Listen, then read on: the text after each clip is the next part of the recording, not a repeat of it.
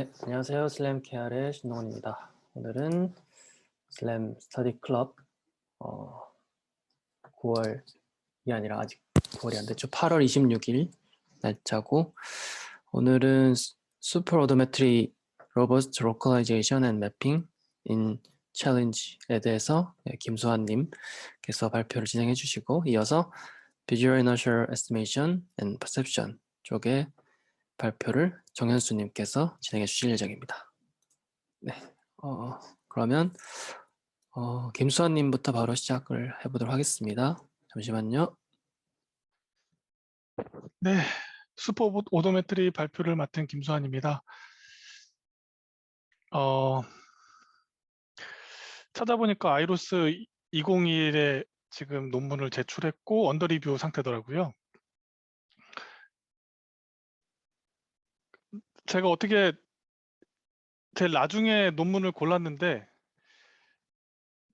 발표하는 논문을 읽고 봤더니 제가 예전에 했던 거랑 비슷해가지고 예전에 CSRO에 있을 때 했던 연구를 살짝 소개시켜 드리고 그거랑 비교하면은 좀 더 재미있으실 것 같아서 영상을 준비했습니다. 여기 보시면은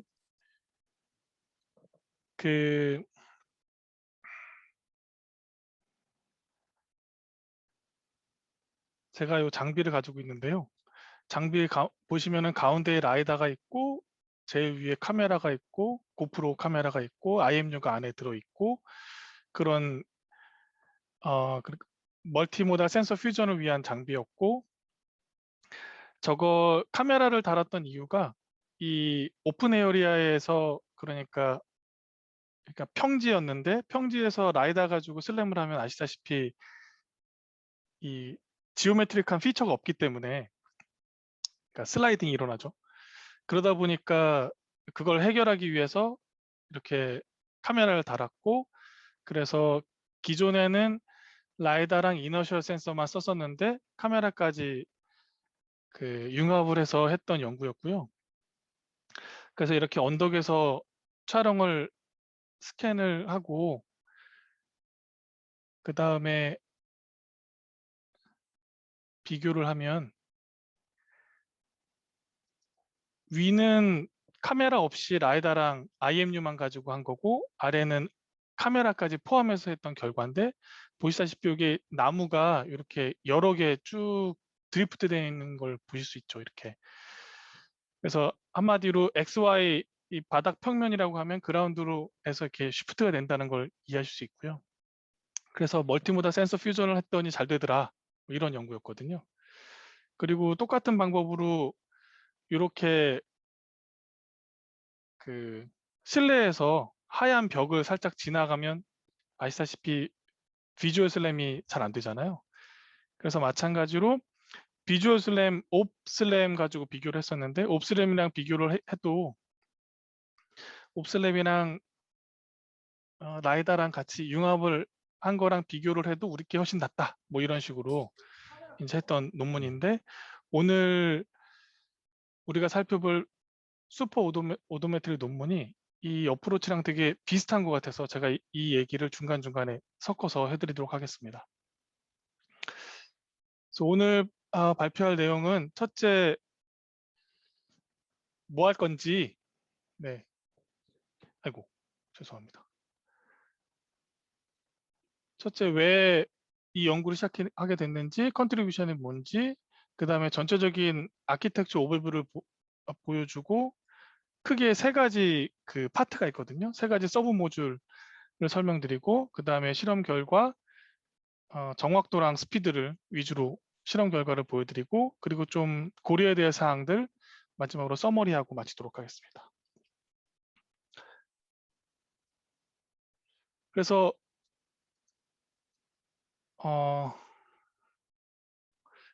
모티베이션인데요. 이 팀에서 그러니까 다파 서브터레니언 챌린지에 나가려고 했던 것 같아요. 제일 첫 번째 모티베이션은.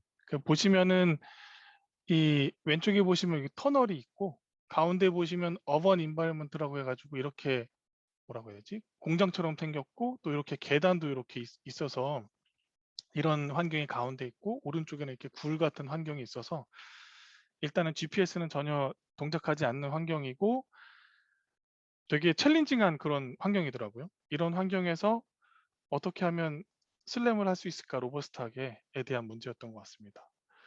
그래서 퍼셉션 입장에서 보시면 이렇게 아까 그 어번 인바이러먼트에 이렇게 복도가 긴 이런 환경이 있을 텐데 그러면 라이다를 사용하면 잘 안 되겠죠. 라이다를 쓰시면 이렇게 복도 방향으로 시프트 드리프트가 일어날 테고요. 또 이렇게 스테어가 계속 이렇게 반복돼요. 계단이 반복되기 때문에 아래 1층에서 2층으로 가는 계단인지 2층에서 3층으로 가는 계단인지 지오메트릭하게 이렇게 반복이 되기 때문에 마찬가지로 라이다 입장에서는 물론 바로 옆이랑 매칭하기는 쉽겠지만 위층이랑 이게 잘못 그 이터레이션에서 한번 매칭이 잘못되면 이 이상한 그 미니멀 포인트로 빠지겠죠.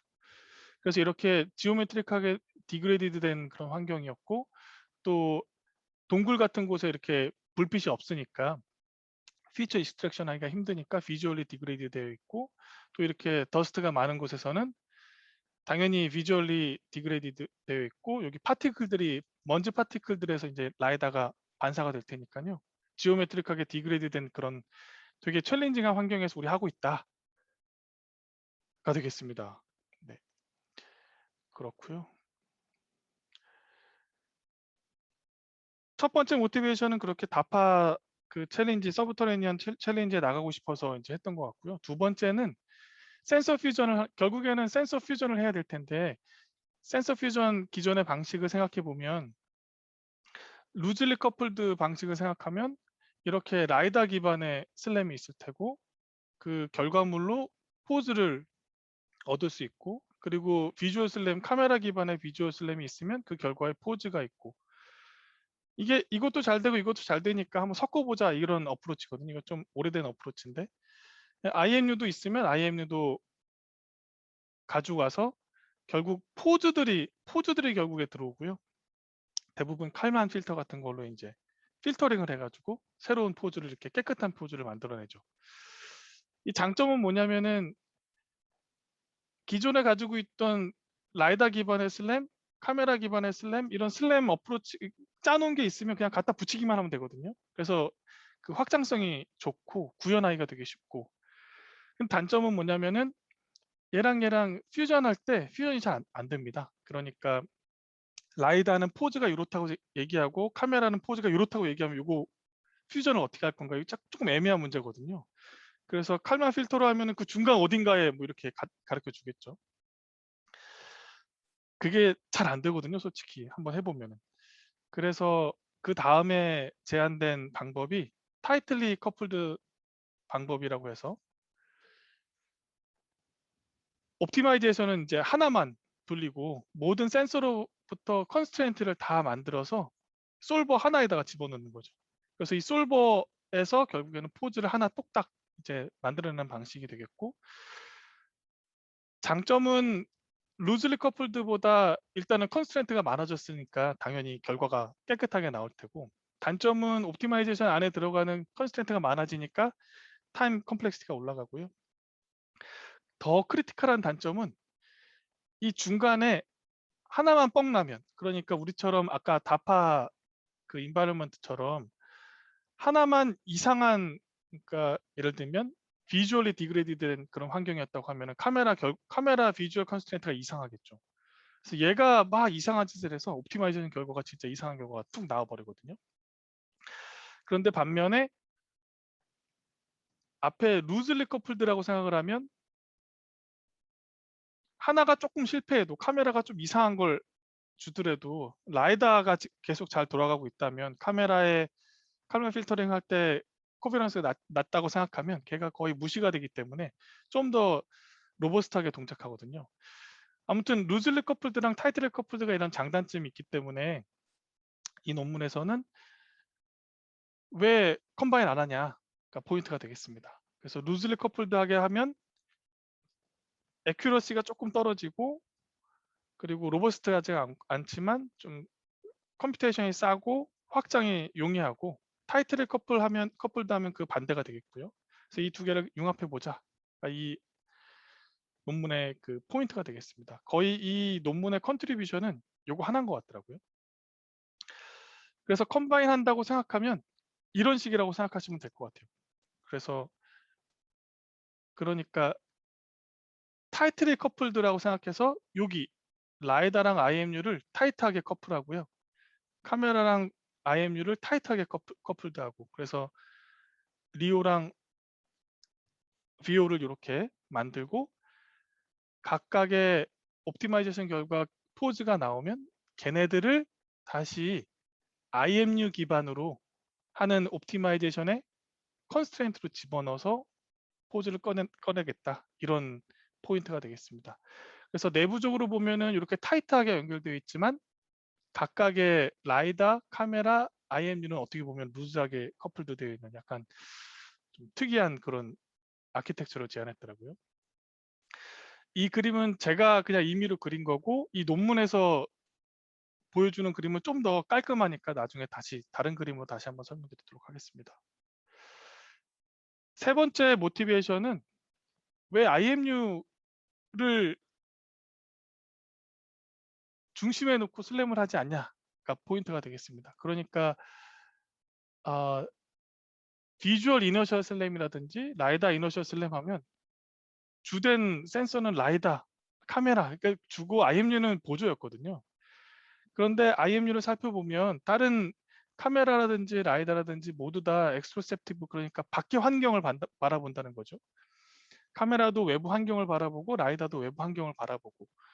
그런데 IMU 같은 경우는 내 자신의 스테이트를, 외부 환경이랑 상관없이 내 자신의 스테이트를 바라보는 거니까 어떻게 보면은 카메라나 라이다보다 더 로버스트한 거 아니냐가 포인트가 되겠습니다. 그래서 물론 IMU가 노이즈가 있고 바이어스가 있지만 주위 환경에 영향을 받지 않기 때문에 고유한 내 스테이트를 그대로 계속 에스티메이션 하는 그런 디바이스니까, 그걸 카메라 같은 경우는 이렇게 텍스처리스 인바이러먼트 잘 안 되고, 라이더 같은 경우는 이렇게 오픈 에어리어라든지 이렇게 터널이라든지 코리도 이런 데 잘 안 되니까 환경에 영향을 받는 카메라라든지 라이다라든지 이런 거 쓰지 말고 IMU를 기반으로 해서 IMU의 바이어스랑 노이즈를 없애주기 위해서 카메라랑 라이다를 쓰면 어떨까가 포인트가 되겠습니다. 그게 키 인사이트라고 이제 논문에서 얘기를 하고 있고요. 그래서 이렇게 세 가지 모티베이션을 가지고 논문을 쓰게 된 것 같고, 주된 컨트리뷰션은 두 개입니다. 하나입니다. 솔직히 얘기하면. 첫 번째는 방금 말씀드렸다시피 IMU를 중심으로 둔 센서 퓨전 슬램을 한 거고요. 그래서 퍼셉추얼, 그러니까 관점에서 챌린징한 인바이러먼트에서 잘 동작하고 되게 구조는 간단한데 되게 효과적이었고, 그리고 되게 로버스트하고 되게 다른 오도메트리, 그러니까 라이다 기반 오도메트리, 비전 기반 오도메트리 말고도 다른 센서 기반 오도메트리도 다 잘 붙일 수 있더라, 뭐 이런 얘기가 되겠고요.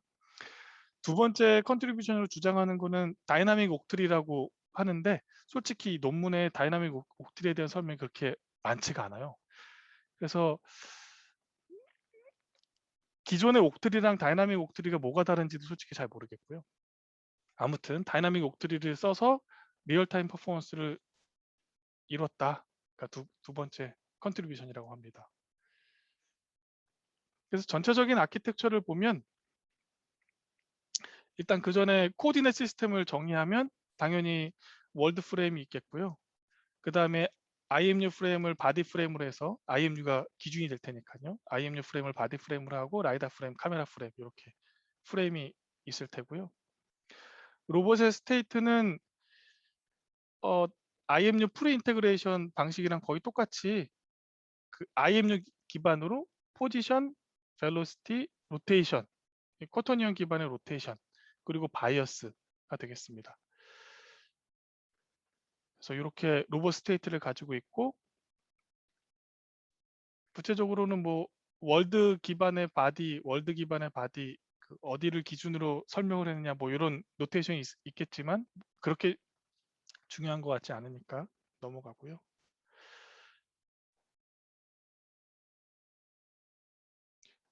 그래서 아키텍처를 좀 더 자세히 설명드리면 크게 보시면 가운데에 IMU가 있고 그리고 비전 센서가 있는데 비주얼 오도메트리, 그러니까 비주얼 이너셜 오도메트리라고 생각하시면 되겠습니다. 그리고 레이저 기반의 라이다 이너셜 오도메트리가 있고요. 또 다른 센서 뭐 GPS가 있다든지 아니면 서멀 카메라가 있다든지 뭐 다른 카메라가 있다면 또 다른 것도 이렇게 붙일 수 있다가 되겠습니다. 그래서 보시면 그거랑 똑같이 가운데에 IMU가 있고 비주얼 이너셜 오도메트리, 라이다 이너셜 오도메트리, 또 다른 오도메트리 또 있으면 뭐 다른 거 아무거나 섞을 수 있다가 되겠습니다. 그래서 특이한 점은 그러니까 비주얼 이너셜 오도메트리도 IMU를 쓰고 라이다 이너셜 오도메트리도 IMU를 쓰는 방식이니까요. 왜냐하면 여기서는 타이틀이 커플도 되어 있으니까요. 그래서 제일 처음에 IMU 오도메터리에서, 그러니까 IMU 오도리 노란색으로 되는 IMU 오도메터리가 기본, 그러니까 가장 메인이 되는 서브 모듈일 텐데 거기에서 IMU 값들을 보내주고요. 그래서 이 IMU 값이 여기 이렇게 오면 그걸 이용해서 비주얼 이너셜 오도메트리에 사용하고, 그러면 포즈가 이렇게 나오겠죠.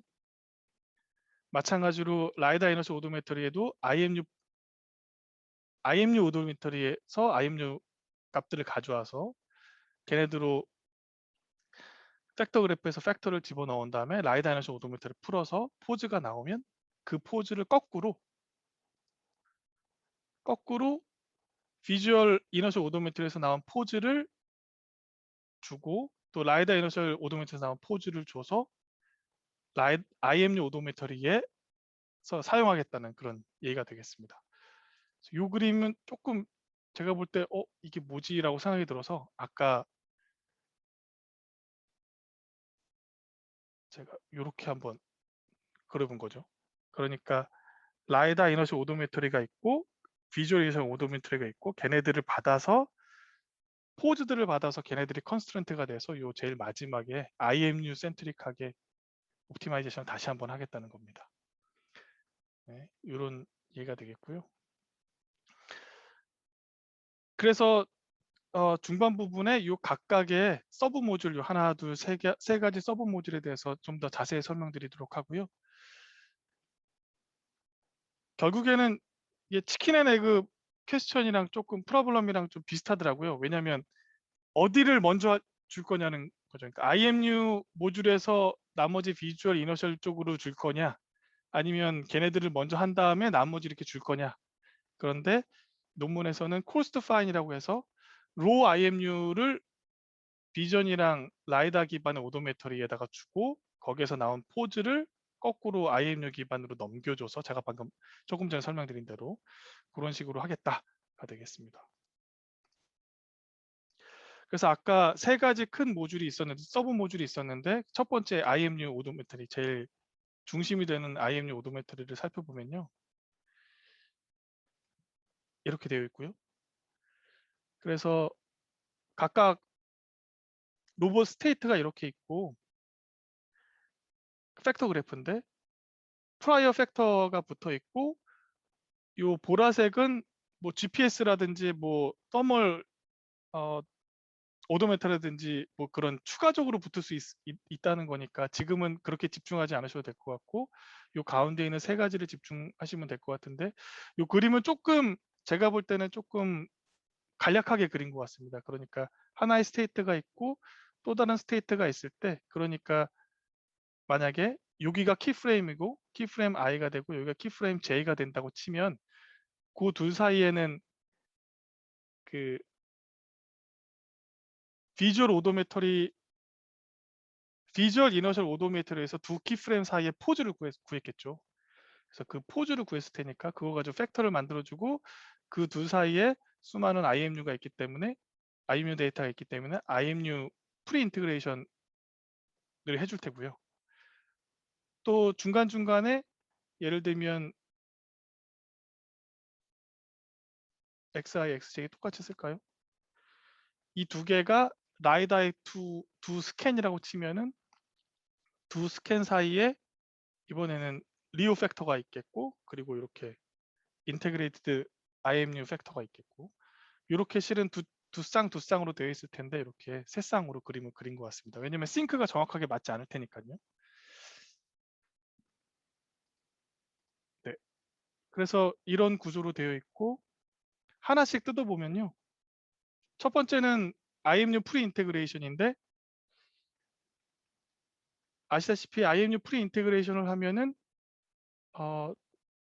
포지션과 벨로시티와 로테이션에 대해서 프리 인테그레이션한 릴레이티브 모션, 그러니까 여기가 XI라고 하고 여기가 XJ라고 하면 두 카메라로 했을 때 두 카메라 키프레임이 될 수도 있고 혹은 라이다로 했을 때도 라이다의 두 키프레임이라고 생각할 수도 있겠고, 아무튼 이 두 키프레임 사이에 수많은 IMU 데이터가 쭉 있을 테니까요. 이 IMU 데이터를 쭉 인테그레이션해서 얻은 값들이 되겠습니다. 이 초록색으로 표시한 건요.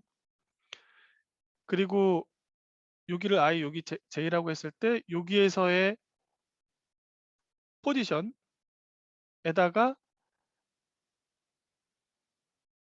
벨로시티랑 엑셀러레이션이 컨스탄트라고 가정하면 여기서 엑셀러레이션은 더하기인데 실은 그래비티가 반대 방향이니까 마이너스로 했고요. 그래서 포지션에다가 벨로시티에 의한 요 xi 여기에서의 벨로시티에 의한 이동 그리고 엑셀러레이션에 의한 이동 프리딕션과 내 j 위치에서의 그 포지션을 빼면은 에러가 나오겠죠. 그 에러를 월드 좌표계로 되어 있을 텐데 그걸 요 릴레이티브 포즈를 해야 될 테니까요. 월드 좌표에서 바라본 i번째 프레임의 트랜스포즈, 그러니까 역행렬을 곱해줘서 코오디네이트를 맞추기 위해서 요 앞에 있는 거고요. 그러니까 릴레이티브 포즈죠. 요 전체가 i번째 키프레임과 j번째 키프레임 사이에 릴레이티브 포즈가 되겠고 IMU 인테그레이션 팩터에서 구한 요 메저먼트랑 그 두 개를 비교하는 게 에러가 되겠죠. 마찬가지로 같은 방법으로 벨로시티에 대해서도 같은 방법으로 해주고 이 앞에 있는 이것들은 그 코디네이트 프레임을 바꿔주기 위해서 릴레이티브 모션으로 바꿔주기 위해서 있는 거고요. 마찬가지로 이렇게 로테이션에 대해서도 쿼터니엄 기반의 로테이션에 대해서도 이렇게 해주고 바이어스 같은 경우는 엑셀러레이션과 요거는 자이로인데 네, 바이어스인데 그 두 개의 바이어스는 기본적으로 계속 변하지 않는다라고 가정을 하는 것 같아요. 그래서 이렇게 해서 IMU 리지듀얼을 구하고요. 그러니까 두 키프레임에 대해서 이렇게 아까 이렇게 동그라미도 있었죠. IMU 에러를 구하고 거기에 상응하는 코베런스 매트릭스를 IMU 프리 인테그레이션 방법을 통해서 코베런스 매트릭스를 구해서 팩터 그래프에 넣어주는 거죠. 네. 첫 번째 에러는 이렇게 되고요. 두 번째 에러는 아까도 말씀드렸다시피 비주얼 이너셜 오도메트리에서 받거나 라이다 이너셜 오도메트리에서 받거나가 될 텐데 얘가 릴레이티브 포지션, 릴레이티브 오리엔테이션에서 릴레이티브 포즈가 되겠습니다. 책에서 그러니까 페이퍼에서 보면 얘랑 IMU 프리 인테그레이션 메저먼트 값이랑 이렇게 인버스를 취한다고 되어 있는데요. 요거는 뭔가 식을 잘못 쓴 거 아닌가라는 생각이 들더라고요. 왜냐하면 둘 다 옵저베이션이기 때문에 아까 그림을 떠올려 보시면 VIO에서 받아오는 그러니까 지금 제가 이거 논문에도 이렇게 써 있어서 그냥 이렇게 썼는데 이거 하나만 생각을 하면 비주얼 이너셜 오도메트에서 받아오는 릴레이티브 포즈도 메저먼트고 IMU 프리 인테그레이션 메저먼트도 메저먼트이기 때문에 메저먼트를 빼가지고 팩터에 넣어버리면 컨스턴트가 되니까 아무 의미 없는 값이 되거든요. 옵티마이제이션 할 때 아무 의미 없기 때문에 제 생각에는 이 오른쪽을 I번 키프레임과 J번째 키프레임의 포지션을 빼주고 또 로테이션을 릴레이티브 모션을 해주고, 그래서 걔를 이용해서 이 뭐라 그래야 되죠? 이 마이너스, 네, 그러니까 인버스를 취해줘서 요걸 가지고 에러를 해야 되지 않나라고 생각이 듭니다. 그래야 요 빨간 값들을 옵티마이제이션 할 수 있을 테고요. 파란 거는 그 전 스테이트에서 옵티마이제이션 했을 테고요. 그래서 이게 두 번째 팩터가 돼서, 그래서 제가 말씀드린 건 이 주황색이 프리 인테그레이션 팩터가 될 테고요. 이 빨간색이 비주얼 이너셜 오도메트리에서 주어진 릴레이티브 포즈 가지고 팩터를 만들고, 라이다 이너셜 오도메트리에서 주어진 릴레이티브 포즈 가지고 팩터를 만들어서 결국에는 팩터 그래프의 에러 펑션이 이렇게 요 빨간색에 해당하는 건 이렇게 될 테고, 파란색 리오에서 온 거는 이렇게 될 테고, 요 IMU 프리 인테그레이션 팩터는 또 이렇게 될 테고요. 이 앞에 있는 프라이어는 이렇게 될 테고요. 그런데 이것도 마찬가지로 논문에는 이 부분이 생략되어 있습니다. 논문을 자세히 읽어보니까 좀 논문을 좀 급하게 쓴 것 같아요. 좀 중간중간에 노테이션도 좀 컨시스턴시가 없고 중간중간에 빼먹은 게 많더라고요. 그래서 이렇게 생각하시면 될 것 같고요. 그래서 이렇게 옵티멀 팩터 그래프를 돌려서 나오는 그 포즈를 파이널 포즈로 사용한다고 하더라고요. 그래서 얘가 메인 모듈이 되겠습니다. 아까 그 세 가지 서브 모듈 중에 가운데 있는 IMU 오도메트리 모듈을 설명드렸고, 그리고 라이다 기반의 라이다 이너셜 오도메트리, 타이틀리 커플드 된 요 서브 모듈 안에서는 타이틀리 커플드 되어 있으니까요. 그 오도메트리를 설명드리면요, 이렇게 되어 있었는데요. 마찬가지로 여기서는 포즈만 생각하고요. 아까 IMU 오도메트리에서는 바이어스까지 생각했었는데, 포즈만 생각해서 둘 사이에 지오메트릭한 라이다 포인트 클라우드에서 얻은 지오메트릭한 피처 매칭이 있으면 그거 가지고 팩터를 만들어주고, 둘 사이에 IMU가 있을 테니까 IMU 프리 인테그레이션 팩터를 넣어주고요. 그리고 이 노란색이 아까 가운데 있는 IMU 모듈에서 중간중간에 계속 깨끗한 IMU 값이 나온다고 가정을 할 테니까요. 포즈 값을 이렇게 중간중간에 키프레임에 해당하는 곳에 포즈 값을 얻어와서 이렇게 루즈하게 커플되어 있는 거죠. 그러니까 네, 얘네들은 다 타이트하게 커플되어 있는 거고, 위에 있는 IMU 모듈하고는 루즈하게 커플링되어 있는 거고요. 그래서 여기 얘는 프라이어가 되겠고, 그래서 각각을 얘도 마찬가지로 수식을 살펴보면, 첫 번째 이 지오메트릭한 라이다 포인트 클라우드에서 피처를 뽑아내는 것부터 설명을 드리면, PCA 기반으로 하고요. 라이다 스캔이 들어오면, 쭉 들어오면 한 점을 일단은 다운 샘플링을 해서, 너무 데이터가 많으니까 다운 샘플링을 하고 각각의 점에 대해서 니어리스트 네이버를 찾아가지고요. 레디우스를 기반으로 해서 니어리스트 네이버를 찾고, 그러면 3차원 공간상에서 점들이 쭉 있을 테니까요. 거기서 코베런스 매트릭스를 구하고, 코베런스 매트릭스의 아이겐 밸류들을 구하면 아이겐 벡터와 아이겐 밸류가 이렇게, 그림이 잘 그려질지 모르겠는데 이렇게 3차원의 일립소이드라고 생각하면요, 세 개의 축에 해당하는 아이겐 벡터들이 있을 테고, 아이겐 밸류가 가장 큰 순으로 장축, 중간축, 단축 이렇게 3차원이니까 일립소이드니까요. 세 개의 아이겐 밸류가 있을 테고요. 아이겐 밸류에다 루트를 씌운 싱귤러 밸류를 기준으로 이 포인트의 분포가, 예를 들면 이런 식으로 포인트가 있다면 라인이구나, 뭐 이런 식으로 넓게 퍼져 있으면 플레인이구나, 아니면 이런 식으로 뭐 동그랗게 모여 있으면 점이구나, 뭐 이런 식으로 세 가지 피처로 클래시피케이션을 하게 되겠습니다. 그래서 첫 번째 제일 큰 싱귤러 밸류에서 두 번째로 큰 싱귤러 밸류가 이 두 개의 차이가 크면, 그러니까 여기서 생각하시면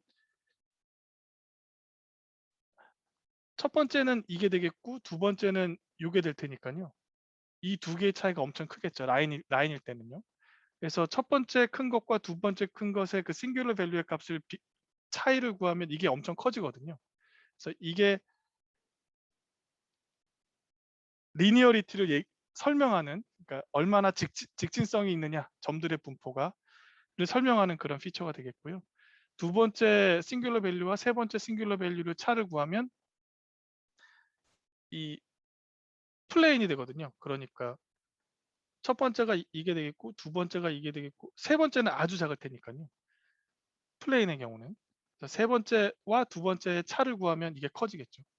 얘가 커지면 플레인의 성격을 가질 거고요.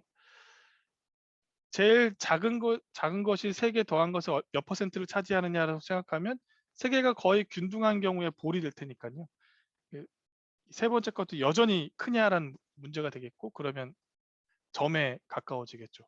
그래서 이렇게 시그마 1D, 시그마 2D, 시그마 3D 뭐 이런 값들을 기준으로 피처를 만들어서 랜덤 포레스트에 넣어서 이 점들이 아까 다운 샘플한 각각의 점들이 얘가 엣지에 있는 점인지 플레인에 있는 점인지 포인트에 있는 점인지를 클래시피케이션 하게 되겠습니다. 그래서 그림을 다시 한번 아까 그림 그대로인데요. 이렇게 라인이라고 하면 람다 1이 제일 클 테니까요. 람다 1에서 람다 2를 빼면 클 테고, 플레인이라고 생각하면 람다 1, 람다 2가 되고 람다 3가 될 테니까 람다 2에서 3를 빼면 그게 클 테고, 세 개가 점이라고 하면 람다 1, 람다 2, 람다 3가 거의 비슷할 테니까 세 번째 거의 비율을 이용해서 구한다라고 생각하시면 되겠습니다. 그래서 각각의 점들이 점인지 라인인지 플레인인지를 찾는 거죠. 첫 번째는. 그렇게 클래시피케이션을 하고 두 번째는 ICP를 쓸 거거든요. 그래서 I번째 아까 계속 XI, XJ라고 하면 두 개의 키 프레임이 있다고 하면 라이다 기준으로 여기서 한 점을 바라보고 여기서도 한 점을 바라봤을 때 그 두 개의 점의 코레스폰던스, 두 개의 점이 코레스폰던스인지 아닌지는 ICP 다들 아시겠지만 얼마나 가까우냐를 기준으로 할 테니까요. 결국에는 점과 점 사이의 거리를 구해야 되거든요. 점과 점 사이의 거리를 구하기가 너무 비용이 비싸니까 대부분의 경우 KD 트리로 하거든요. 그래서 그런데 얘네들은 옥트리를 썼다가 이제 두 번째 컨트리뷰션이 되겠습니다.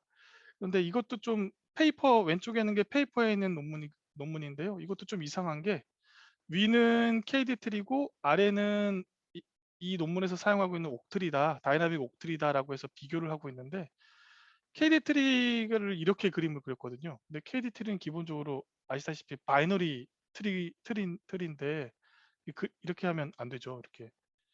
이렇게 바이너리로 KD 트리는 계속 이렇게 나아가야 되는데, 그래서 좀 중간중간에 좀 오류가 좀 있고요. 그래서 이 논문에서 하고 싶은 얘기는 결국에는 KD 트리도 스페이스를 파티셔닝하는 문제니까요. 예를 들면 한 점이 여기 있다고 치면 점이 여러 개 있을 때 공간에 점이 여러 개 있으면 첫 번째 점을 여기다가 넣고 여기다 넣었다 치면 두 번째 점은 걔를 기준으로 X를 기준으로 왼쪽 오른쪽, Y를 기준으로 오른쪽 왼쪽 X, Y, Z 이렇게 쭉 이터레이션 하면서 파티셔닝 하잖아요. 그래서 쭉 파티셔닝 할 때 넣는다면 이 노드들을 쭉 지나서 제일 마지막 리프 노드에 와서 이 인서션을 해야 될 텐데 이게 너무 비싸다는 거죠.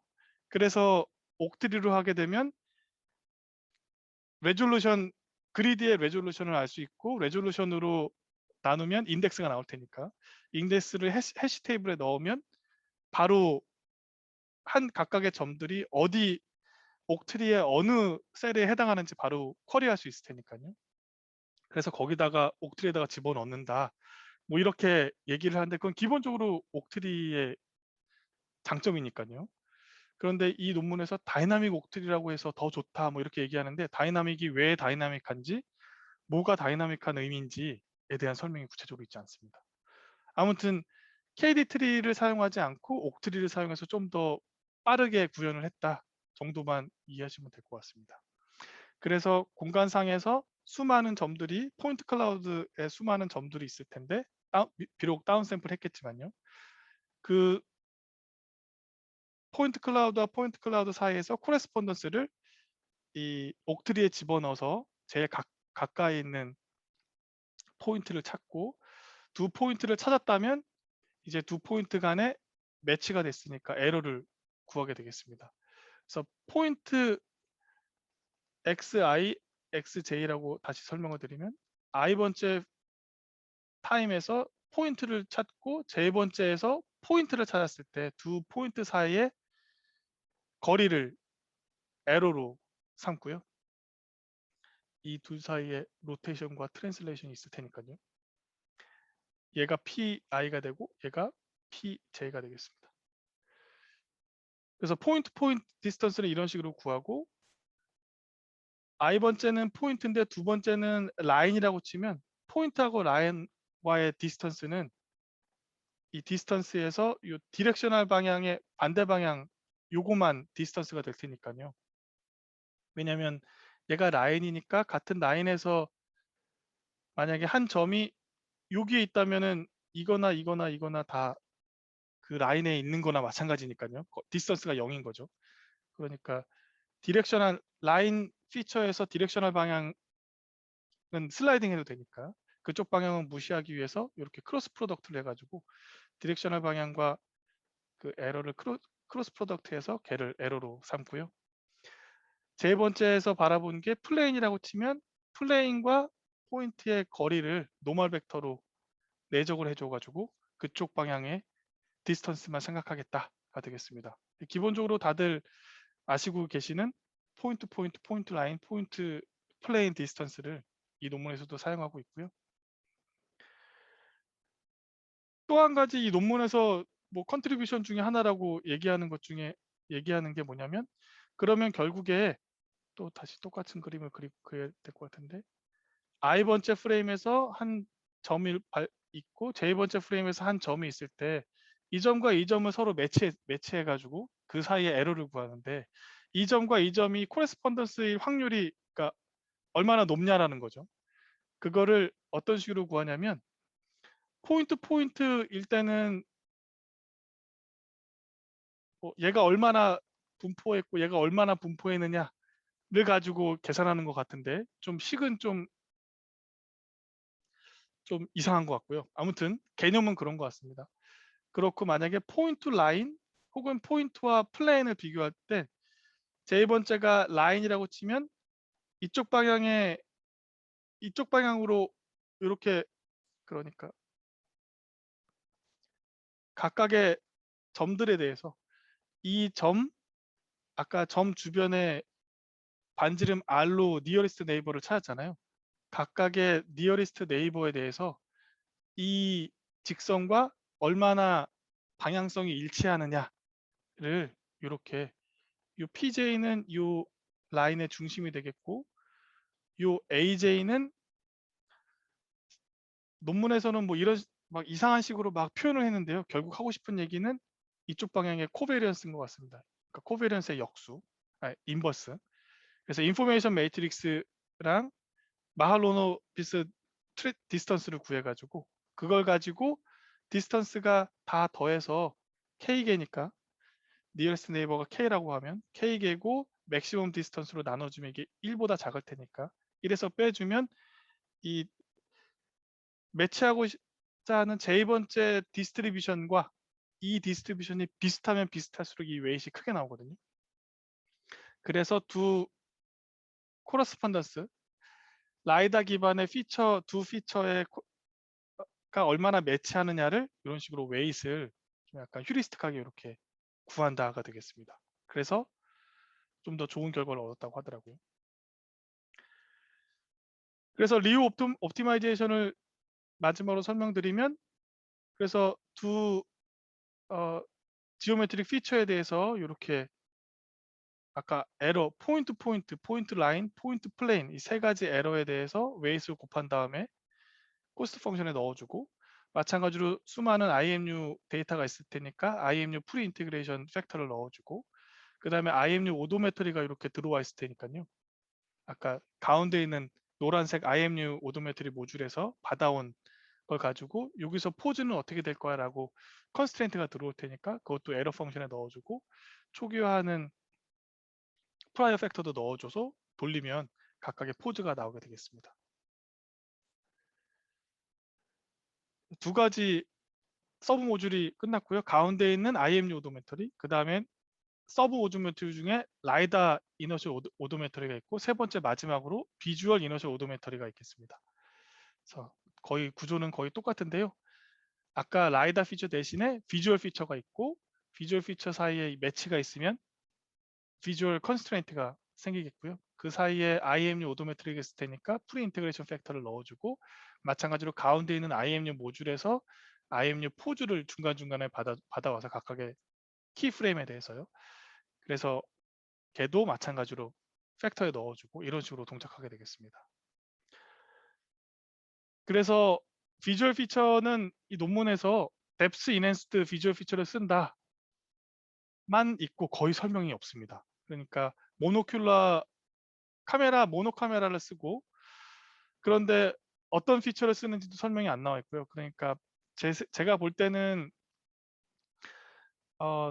키포인트를 찾고, 그 다음에 디스크립터도 추출하고, 그래서 매칭을 하는 것 같은데, 구체적으로 뭐 어떤 타입의 옵인지 뭐 어떤 시프트인지 어떤 타입의 피처인지 설명이 안 되어 있고요. 그 다음에 모노 카메라니까 뎁스는 라이다에서 찾아온다라고만 설명되어 있고, 어떤 식으로 이미지에서 라이다 포인트 클라우드를 프로젝션하면 이렇게 스파스 할 텐데, 그리고 중간중간에 이렇게 피처가 찾아질 텐데요. 피처의 뎁스는 어떻게 찾는지, 인터폴레이션 그냥 단순히 하는 건지 아니면 어떻게 프로세싱을 거치는지에 대한 설명이 없었습니다. 키프레임은 어떻게 선택하는지 뭐 이런 설명도 없었고요. 그래서 자세한 설명은 거의 없었고, 리프로젝션 에러 쓴다 라는 얘기만 있습니다. 그래서 리프로젝션 에러도 식도 없어가지고 제가 그냥 대충 만들었는데요. 흔히 쓰는 리프로젝션 에러. 타임 t에서 카메라 포즈가 있을 때, 어떤 피처가 있을 때 우리 그 뎁스는 아까 라이다를 통해서 구했고요. 그래서 xi 소문자는 2D에서 피처의 로케이션이라고 치면 대문자 xi는 3차원 공간에 뎁스가 있을 테니까요. 라이다에서 얻은, 어떻게 얻었는지, 어떻게 인터폴레이션 했는지는 설명되어 있지 않지만요. 그 다음에 두 카메라 프레임 사이에 로테이션과 트랜슬레이션이 있으면 이쪽으로 프로젝션 시켜가지고 이 프로젝션된 포인트와 매칭된 포인트 간의 거리가 되겠습니다. 그래서 이렇게 인트린직 파라미터와 익스트린직 파라미터가 포함되어 있는 프로젝션 매트릭스로 곱해서 구하시면 되겠습니다. 이렇게 리프로젝션 에러를 구한 다음에 마찬가지로 이렇게 리프로젝션 에러, 두 키프레임에서 비주얼 피처가 동시에 바라봤다면 이렇게 팩터가 하나 생겨서 리프로젝션 에러가 생기겠고, IMU가 인테그레이션 돼서 중간에 생기겠고, IMU 프라이어가 가운데 있는 IMU 오도메트리에서 받아오는 걸 마찬가지로 넣어주고, 프라이어 또 여기 있고요.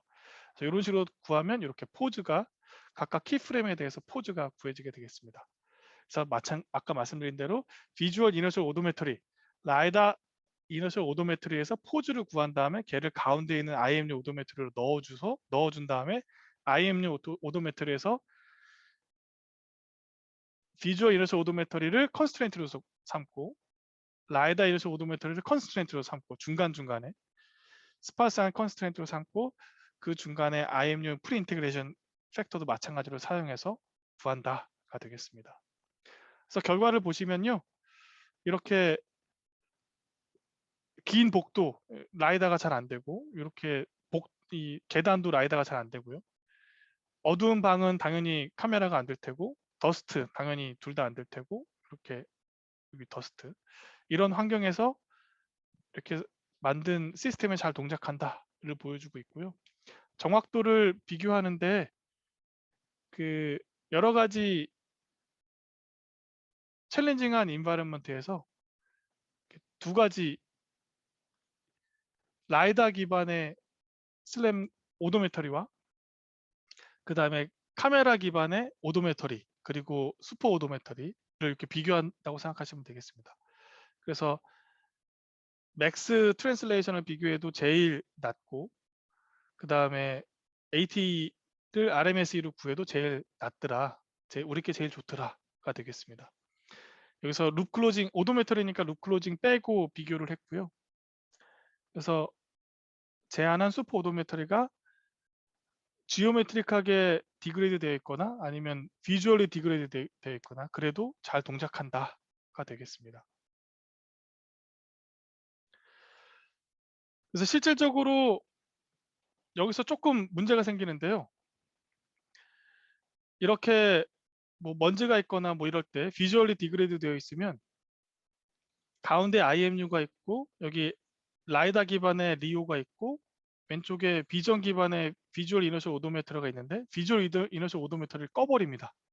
그러니까 문제는 뭐냐면 발표 들으신 분들은 들으셨겠지만 제일 처음에 설명할 때는 어떤 식으로 설명했냐면 모든 게 다 연결되어 있고 이 연결해주는 이 결국에 컨스트레인트로 이렇게 넘어올 텐데 컨스트레인트의 코베런스 매트릭스 혹은 웨이트를 적절히 조절해줘서 걔네들의 영향력이 자동으로 줄어들고 비주얼리 디그레이드 됐으면 VIO에서 오는 게 자동으로 웨이트이 줄어들고 지오메트릭하게 디그레이드 되어 있으면 이쪽에서 오는 게 자동으로 웨이트이 줄어드는 것처럼 설명을 했는데 실질적으로 구현은 이렇게 아예 그 모듈은 제거하고 사용을 하더라고요.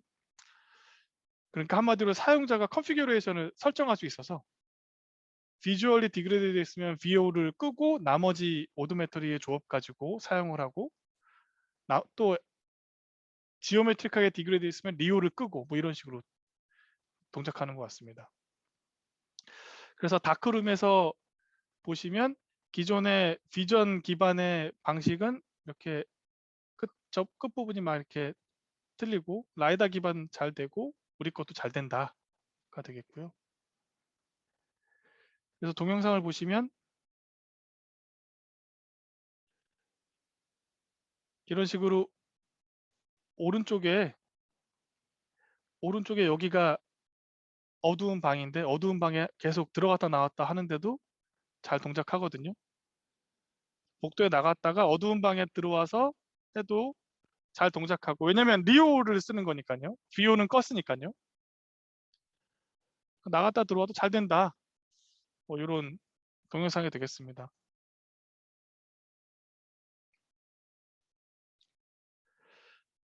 두 번째 케이스는 이렇게 긴 복도처럼 지오메트릭하게 디그레이드 되어 있는 경우엔 마찬가지로 리오를 끄고 VO와 IMU 오도메터리 혹은 뭐 다른 센서가 있으면 다른 것도 쓰고요. 기본적으로 이 두 개로 동작하는 것 같습니다. 그래서 보시면 이렇게 긴 복도인데요.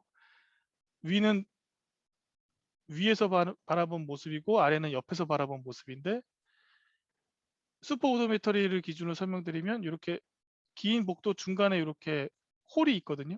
홀이 이렇게 하나, 둘 잘 보이는데 얘네들은 막 4개처럼 이렇게 보이죠. 한마디로 슬라이딩이 이쪽으로 오는 중간에 슬라이딩이 일어났다는 드리프트가 일어났다는 얘기고 그래서 잘 안 맞는다가 되겠습니다. 위에서 바라봤을 때 그렇고 옆에서 바라봐도 슈퍼 오도메트리는 쭉 직선으로 보이는데 리오 쌤 같은 경우는 약간 이렇게 휘었고 높이가 이렇게 휘은 거죠. 롬 같은 경우는 이렇게 올라갔다 내려온 이런 약간 이상하다 이렇게 되겠습니다. 실질적으로 결과를 보시면 이렇게 비주얼 이너셜 오도메트리를 쓴 거나 마찬가지니까요. 계속 비주얼 피처를 쭉 얻고 슈퍼 오도메트리 같은 경우는 잘 동작하는데 라이다 기반은 이렇게 드리프트가 계속 일어나고 있는 거죠. 앞으로 계속 가는데도 안 간다고 생각을 하는 거니까요. 마찬가지로 쭉 갔다가 돌아올 때도 슈퍼 오도메트리는 계속 돌아온다고 생각하는데 리오쌤은 제자리에서 계속 멈춰 있는 걸 보면 계속 드리프트가 일어난다고 보시면 되겠습니다. 어떻게 보면 되게 당연한 결과를 좀 보여주고 있는데요. 왜냐면 리오를 껐으니까요. VO 가지고만 VO랑 IMU 오도메트리 2개 가지고 하고 있으니까 잘 되겠죠, 당연히. 그리고 세 번째 케이스는 더스트인데요. 제가 여기서 속았던 게 Visually and Geometrically Degrade 된 환경이다 라고 해놓고선 사용하는 건 VO를 끄고 리오를 사용합니다, 실질적으로. 그래서 이 디스커션 시간에도 질문이 한번 나왔었는데요. 비주얼하고 또 지오메트릭하게 모두 다 디그레이드 된 상황에서는 솔직히 슈퍼 오도메트리가 그렇게 잘 동작하느냐는 살짝 퀘스천 마크예요. 그래서 얘네들은 피처 아까 코레스폰던스가 얼마나 잘 매칭하느냐 그 퀄리티를 계산하는 게 중간에 하나 있었죠. 그걸 이용했기 때문에 더 좋다 뭐 이런 식으로 설명을 하더라고요. 그래서 결과를 보시면 이렇게 더스트가 있는 데서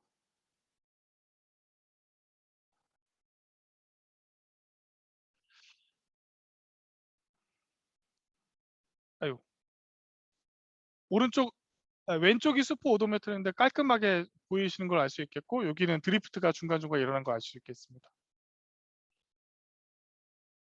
그래서 뭐 이렇게 잘 된다 뭐가 되겠고요.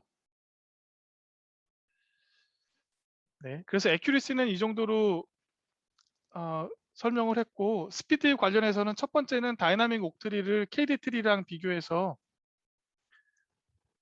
우리 게 훨씬 빠르다라고 얘기했고요. 그래서 KD 트리랑 KD 트리는 요 주황색이 되겠고 요 다이나믹 옥트리는 요 파란색이 돼서 프레임이 쭉 진행되는 동안 그 트리를 만드는 데 걸리는 시간이거든요. 근데 뒤로 가면 뒤로 갈수록 피처들의 개수가 점점 증가할 테니까 하나의 피처를 트리에 집어넣을 때 KD 트리는 모든 트리를 다 트래버스 한 다음에 리프 노드에 넣어야 되는데 옥트리는 바로 해시 테이블로 점프할 수 있으니까 당연한 결과고요. 두 번째는 니어리스트 네이버를 찾을 때 KD 트리 이 주황색보다 옥트리가 더 잘 되더라. 근데 거의 뭐 비슷한 것 같아요, 결과는. 그래서 이것 때문에 우리께 좀 더 좋다가 주장이 되겠습니다. 전체적으로 스피드를 비교하면 더스트가 있는 공간 그리고 다파 챌린지가 있는 공간, 어두운 방, 긴 복도 이런 환경에 대해서 그러니까 슈퍼 오도메트리는 세 가지 서브 모듈이 있다고 했잖아요. 리오랑 비오랑 가운데 있는 IMU 오도메트리 세 가지가 있고 그 모두 합한 게 시간이 되겠죠. 슈퍼 오도메트리의 시간이 되겠습니다. 그래서 더스트가 있는 곳에서는 뷰를 꺼요. 이게 이 논문의 한계인 것 같습니다. 뷰를 꺼서 리오 가지고 주로 사용하라고 IMU 오도메트리는 매우 빠르게 동작하니까 거의 합이 거의 20일이 되고요. 이걸 생각할까요? 롱 코리더인 경우는 여기는 리오를 안 껐네요. 네. VO가 28이니까 얘가 거의 메인이 돼서 합치면 거의 그러니까 도미넌트한 애를 기준으로 느려진다가 되겠고요. 리오쌤 같은 경우는 다 느리다. 왜냐면 얘네들은 루즐리 커플도 되어 있고 얘네들은 타이트하게 커플되어 있어서 그렇다라고 얘기하는데 실은 여기가 타이트하게 커플링 되어 있어서 네, 리오쌤이랑은 되게 어떻게 보면 비슷한 상황인 것 같은데 아무튼 그런 식으로 비교를 하고 있습니다. 몇 가지 생각해 볼 포인트는요. 첫 번째 가장 공격 포인트는 그 동영상에서도 그 질문했었는데 컨피규레이션을 사용자가 한다는 거죠. 아까도 말씀드렸다시피 가운데 IMU 서브 모듈은 항상 돌아가지만 IMU 모듈은 오도메트리는 돌아가는데 리오라든지 VO를 사용자가 그냥 꺼버리거든요. 그런데 그 자동으로 할 수 없느냐 혹은 웨이트를 자동으로 어댑티브하게 환경 어댑티브하게 바꿔서 자동으로 꺼지게 할 수 없느냐가 첫 번째 이슈였던 것 같고 실제 그 세미나에서 대답은 그렇게 명확한 대답은 하지 못했더라고요. 뭐 이상한 얘기하고 하더라고요, 답변은. 두 번째는 피처 코레스폰던스를 포인트, 포인트, 포인트 라인, 포인트 플레인 요 세 가지만 했는데 다른 컨비네이션도 있었을 텐데 그건 혹시 쓰면 어떻게 될까 개인적으로 좀 궁금했고요. 또 크리티컬한 포인트는 이 세 번째 포인트가 될 것 같은데 그러니까 슈퍼 오도메트리는 비주얼 이니셜 오도메트리랑 리오랑 IMU 기반의 오도메트리 이걸 슈퍼 오도메트리라고 하면 걔랑 비오를 비교하고 리오를 비교하고 이런 식으로만 비교를 했거든요.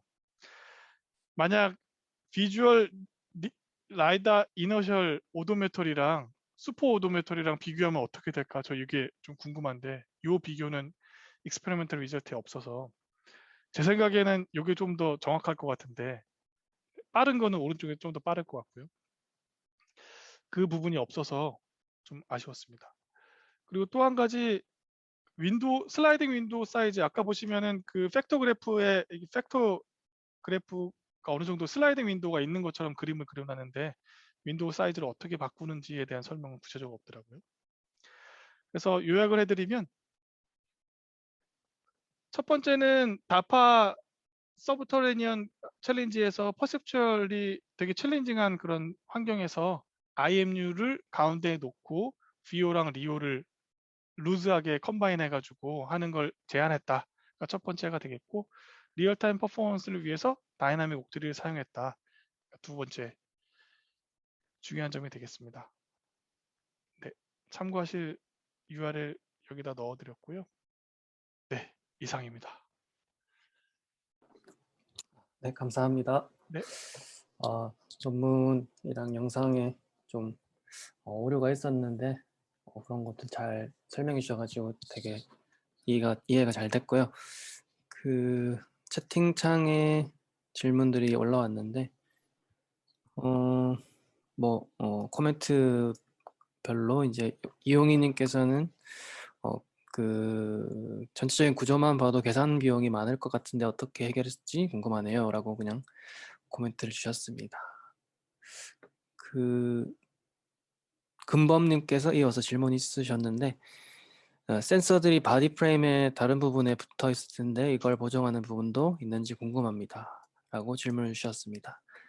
이게 센서 캘리브레이션 말씀하시는 것 같은데 혹시 그런 부분도 있었는지. 뭐 강체, 어제 바디 프레임 자체가 강체라고 가정을 해도 모션에, 그러니까 두 개의 센서 사이에서 사이를 축으로 모션이 일어났을 때를 보면은 한 센서는 내려가고 한 센서는 올라가고 이렇게 될 것 같은데 그럴 때는 어떤 식으로 보정하는지 좀 궁금해서요. 제가 질문을 제대로 이해했는지 모르겠는데 어차피 바디 프레임이 IME에 붙어 있고 네. 그 다음에 라이다가 어딘가에 있다고 치면 그 사이에 모션이 있음, 그 사이에 그 축으로 모션이 있으면은 한 센서는 올라가고 한 센서는 내려갈 거잖아요. 네. 거기 이게 그래도 캘리브레이션으로 캘리브레이션으로 요 사이는 구하고 전체적으로 봤을 때는 어차피 강체이기 때문에 네. 네, 하나의 바디 프레임을 기준으로 예를 들면 여기 라이다 센서가 여기 있다고 치면 라이다를 기준으로 얻은 메저먼트는 요 사이에 트랜스포메이션 매트릭스에 있을 테니까 그걸 변환해서 바디 프레임으로 변환해서 생각을 하면 될 테니까요. 네. 그러면 이렇게 움직여도 결국에 요 바디 프레임만 움직였다고 생각하면 되겠죠. 어. 어차피 모든 카메라든 라이다든 각각 센서가 각각의 독립적인 코오디네이트 프레임을 가지고 있을 텐데 걔와 바디 프레임 사이에서는 이미 캘리브레이션으로 이미 이 트랜스포메이션이 이미 정해져 있고 따라서 카메라에서 얻은 메저먼트나 라이다에서 얻은 메저먼트를 모두 다 바디 프레임으로 다 트랜스포메이션을 한 다음에 그 다음에 해주면 되겠죠. 감사합니다. 네, 감사합니다. 그럼 그 캘리브레이션에 대한 뭐 구체적인 내용이 있었을까요? 이 논문에서는 캘리브레이션은 다 된 걸로 가정한다. 이렇게 네, 시작하고 하더라고요. 가정을 그렇게 네, 하고. 네. 알겠습니다. 그리고 제가 중간에 질문 드린 거는 뭐 답변을 중간에 주셨던 것 같은데 라이다랑 카메라랑 그 헤르츠 속도가 다른데 그림에서는 동기화된 것처럼 그려져 있어서 동기화 모듈이 또 따로 있는 건지 여쭤봤었는데 그게 아니라 뭐 그림 자체가 그냥 단순화해서 그린 것 같다 네. 말씀하셨던 것 같습니다. 구체적인 설명은 논문에 없었는데 저도 이 그림을 보면서 그런 생각했거든요. 저기 싱크가 안 맞을 텐데 어떻게 저렇게 그렸나. 음, 그냥 대충 그냥 단순하게 음, 그리고 싶었던 것 같아요. 네, 그렇게 이해하면 될 것 같습니다. 그리고 박근범님께서 또 질문 주셨던 게 PCA로 피처를 뽑기 전에 먼저 클래시피케이션을 따로 해야 결과가 나오는 건 아닌지 질문드립니다. 라고 질문 주셨습니다.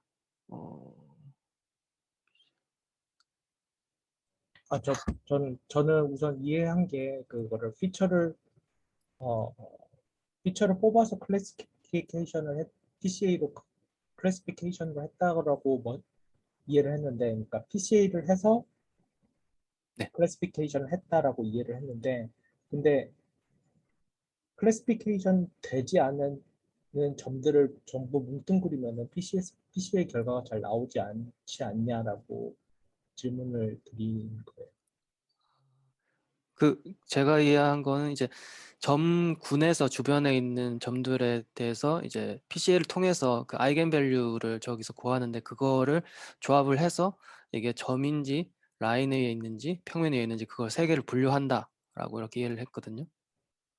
근데 이제 만약에 저기에 있는 것들이 평면에 있는 점하고 평면이 몇 개 있는 점들이 같이 있다라고 가정을 하면은 네, 실제로는 아이젠밸류 그러니까 딱 평면만 있으면 아이젠밸류 두 개만 되게 클 텐데, 근데 평면 두 개, 세 개가 같이 있는 점들이 있으면은 어, 음,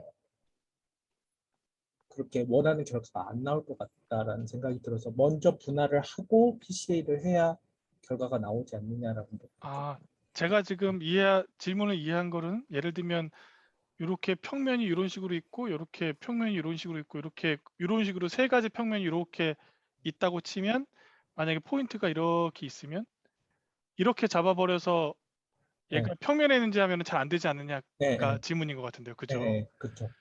근데 이미 그 니어리스트 네이버를 찾을 때 이 레디우스를 아주 작게 생각보다 그렇게 레디우스가 크지 않고 작기 때문에 그럴 일은 확률적으로 드물고 네, 그런데 예를 들면 이 천정이랑 벽이랑 만나는 코너라고 생각을 하면 네, 코너 같은 경우는 두 개의 평면이 만나니까 여기서는 아무리 작게 잡아도 두 개가 나오겠죠. 네.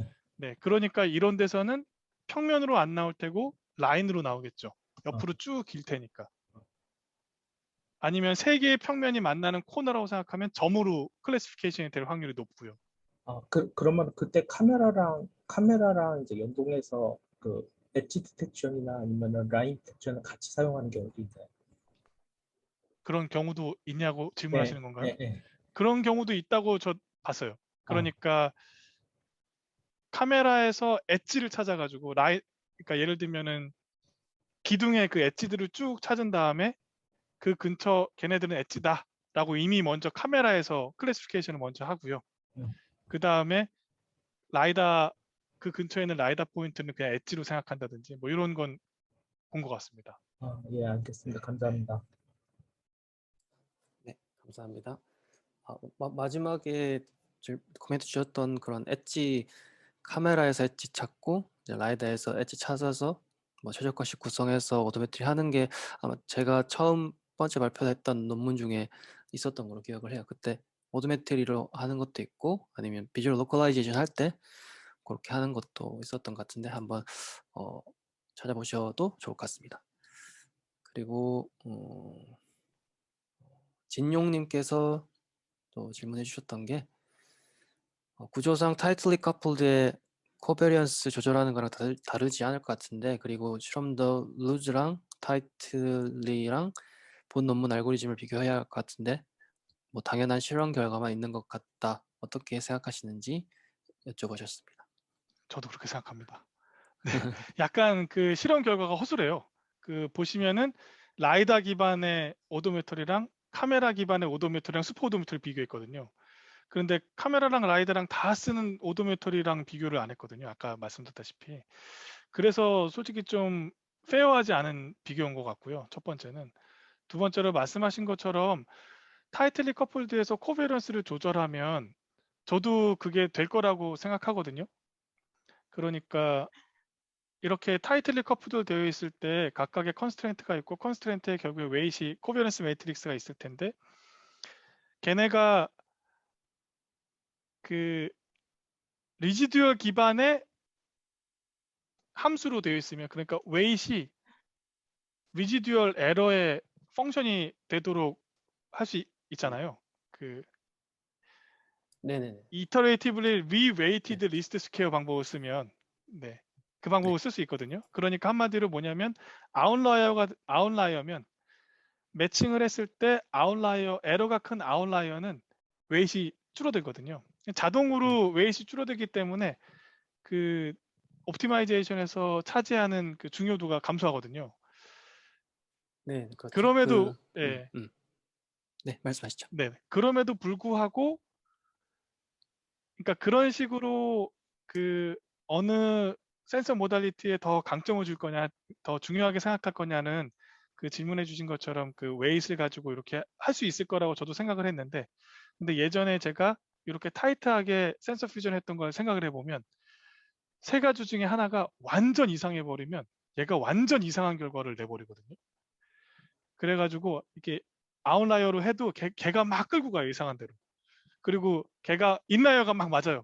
그쪽에서 이상한 데서 로컬 미니마에서. 그래가지고 옵티마이제이션을 막 이상하게 어그러버리는 그런 게 있는데 얘는 결국에 제일 가운데가 IMU가 있기 때문에 IMU는 노이즈랑 바이어스는 있더라도 그래도 어느 정도 계속 스무스한 결과가 계속 나오니까요. 중간에서 비주얼 이니셜 오도메트리나 라이다 이니셜 오도메트리가 이상한 짓을 해도 덜 리스키하다가 이 논문의 포인트인 것 같더라고요. 혹시 여기서 추가적인 질문 좀 드려도 될까요? 네네. 여기 중간에 IMU 오도메트리라고 써있긴 한데, 네. 실제로 이 IMU 오도메트리에서는 타이틀 커플드를 하는 거고, 네. 여기서 이제 그래프 옵티마이즈 할 때는 결국에는 비주얼 이너저 팩터랑 이제 IMU 컨스트레인트가 라이다 오도메트리 컨스트레인트가 들어가기 때문에, 예. 여기서도 한쪽이 만약에 완전히 발산돼 버리게 되면 결국에는 아까 전에 실제 실험에서 한쪽을 아예 꺼주지 않는 이상은 결국에는 IMU 오도메트리도 발산을 할 것 같거든요. 맞는 말씀이시네요. 맞는 그리고 말씀이시네요. 저는 가운데 저거를 IMU 오도메트리라는 명칭으로 말하는 것도 저는 조금 이상하게 느껴지긴 하거든요. 약간 퓨전되는 타이틀리 커플드 노드라고 보는 게 맞지 않을까라는 생각이 좀 드는데. 동의합니다. 네. 뭐 IMU 위주의 오토메트리 이런 식으로 하든지. 네. 말씀하신 것처럼 맞을 것 같아요. 예를 들면 리오가 갑자기 이상한 짓을 하면 여기서도 이상한 짓을 할 테니까요. 그런데 또 한 가지 포인트는 이 논문에서 얘기했던 포인트는 뭐냐면 그러면 타임 컴플렉시티 관점에서는 얘가 더 유리하다고 얘기하더라고요. 왜냐면은 각각 여기서 컨스트레인트는 타이틀리 커플드에서 컨스트레인트는 다 없으니까요. 비주얼 이너셜 오도메트리가 IMU가 다 없으니까 간단하고 얘도 빠르고 적당히 빠르고 그 다음에 걔 결과를 이쪽으로 넣어줘서 얘는 엄청 빠르고 그래서 결과적으로 빠르다가 이제 또 하나 이제 얘네들이 얘기하는 포인트인 것 같거든요. 근데 이거를 하나로 다 타이트하게 해버리면 엄청 느릴걸? 뭐 이런 식으로 얘기하더라고요. 그런 측면에서는 뭐 어느 정도 수긍은 되는 것 같아요. 말씀하신 것처럼 한 번에 다 했을 때랑 네, 실제로는 그런 식으로 실험 결과가 있어야 이 논문에 타당성이 생길 것 같은데 맞습니다. 그런 내용이 전혀 없는 것 같고 맞습니다. 저는 개인적으로 이렇게 묶어서 해도 별 차이 없을 것 같긴 하거든요. 네. 저 제일 처음에 논문을 보고 논문 되게 잘 썼다. 되게 심플한 아이디어 가지고 결과도 좋고 되게 논문 잘 썼다라고 생각했는데 자세히 읽으면 자세히 읽을수록 이거 잘못하면 아이로스 떨어지겠는데 라는 생각이 들더라고요. 네, 저도 동의합니다. 네. 네, 감사합니다. 네. 네, 감사합니다. 그럼 제가 여기서 갑자기 든 생각이 중간에 IMU 오도메트리의 속도가 굉장히 빠르다고 했는데 지금 어쨌거나 프리 인티그레이션이 필요한 거니까 빨라봤자 이거 비주얼 오도메트리 속도로 나오는 거 아닌가요? 15Hz로? 그렇죠. 그렇게 아까 되는 거죠. 네, 아까 그 스피드 테이블에서 보시다시피 음, 여기 이게 라이다 기반, 비주얼 기반, 그다음에 가운데 있는 IMU 기반. 그래서 이거 음. 합하면 요게 되는데 음, 보시면은 이 제일 느려지는 거 기준으로 음, 느려지거든요. 여기 28이면 28. 아, 그렇게 그런데 되는구나. 이제 얘 각각의 모듈이 다 합친 거보다는 싸니까. 네. 음, 비전, 라이다, 네, 오도메트리 이게 세 개를 다 합친 거보다는 각각이 쌀 테니까. 디바이드 앤 컨커라고 생각하면 네네. 싸니까 뭐 그거를 그렇, 강점이다라고 얘기하는 것 같아요. 근데 그렇게 주장을. 네, 방금 말씀하신 것처럼 애큐리스가 더 좋을까? 그거는 음, 저도 의문입니다. 네, 감사합니다. 그리고 음, 조우영님께서 질문을 주셨는 부분이 IMU 센서 중심으로 VIO, LIO에 대한 컨스트레인트를 받아온 형식으로 구성되어 있는 것 같은데 혹시 IMU 센서를 공통으로 사용한 동기가 언급되어 있나요? cross define 컨셉 포함해서 그런 부분이 있는지 여쭤보셨습니다. 제가 질문을 잘 이해했는지 모르겠는데 질문이 혹시 여기도 IMU가 왜 들어갔냐가 질문인가요, 혹시? 근데 앞쪽에서 디스커션 해주실 때 이제 질문에 대한 답변을 좀 해주신 것 같은데, 이제 뭐 IMU가 타임에 대한 그런 컨스트레인트를 잘 반영한다? 아까 그렇게 말씀하신 것도 있고, 그 다음에 이제 비주얼이랑 라이다는 이제 외부적인 환경을 탐색하는 거에 대해서 좀 많이 하고, 그거에 비해서 이제 IMU는 좀 로봇 내부의 어떤 이동 변화를 관찰을 하는 입장에서 이제 공통적으로 쓰인 것이 아닌가라는 그런 생각이 좀 들어서 네, 혹시 어떻게 이 부분에서 생각하시는지 그냥 궁금해서 여쭤봤습니다. 네. 그것도 포인트가 될 것 같고 두 번째로는 논문을 쓰려다 보니 왁구를 잘 맞추고 싶고 이 타이틀리 커플드랑 루즈리 커플드를 다 컴바인했다. 이걸 또 넣고 싶고 그리고 비주얼 오도메트리보다는 비주얼 이니셜 오도메트리가 더 잘 될 테니까 당연히 뭐 여러 가지 이유가 있을 것 같아요. 네, 감사합니다. 네, 네. 네, 감사합니다. 그리고 박근범님께서 코멘트 주신 게 INS급은 아니고 프레임 사이의 궤적 정도 구하지 않을까? 궤적이라기보다 움직인 방향 정도 아닐까 싶습니다. 라고 코멘트 주셨는데 아까 대화 내용 중에 코멘트 대화 내용 네. 그러니까 IMU 오도메트리라는 표현 자체에서 네네네. 네, 사실은 IMU 오도메트리라는 컨셉 자체는 이너셜 내비게이션 시스템하고 사실 그렇게 볼 수도 있잖아요. 이게 롱텀으로 움직이면. 근데 실제로는 저 프레임 사이에서 움직이는 궤적, 그러니까 방향 그 정도, 그러니까 30 프레임이면 33ms 정도 움직인 거를 알려주는 이제 그 정도의 이제 이니셜 게스 이 정도 있지 않을까라고 생각해서 말씀드린 겁니다. 아, 이 결과가요?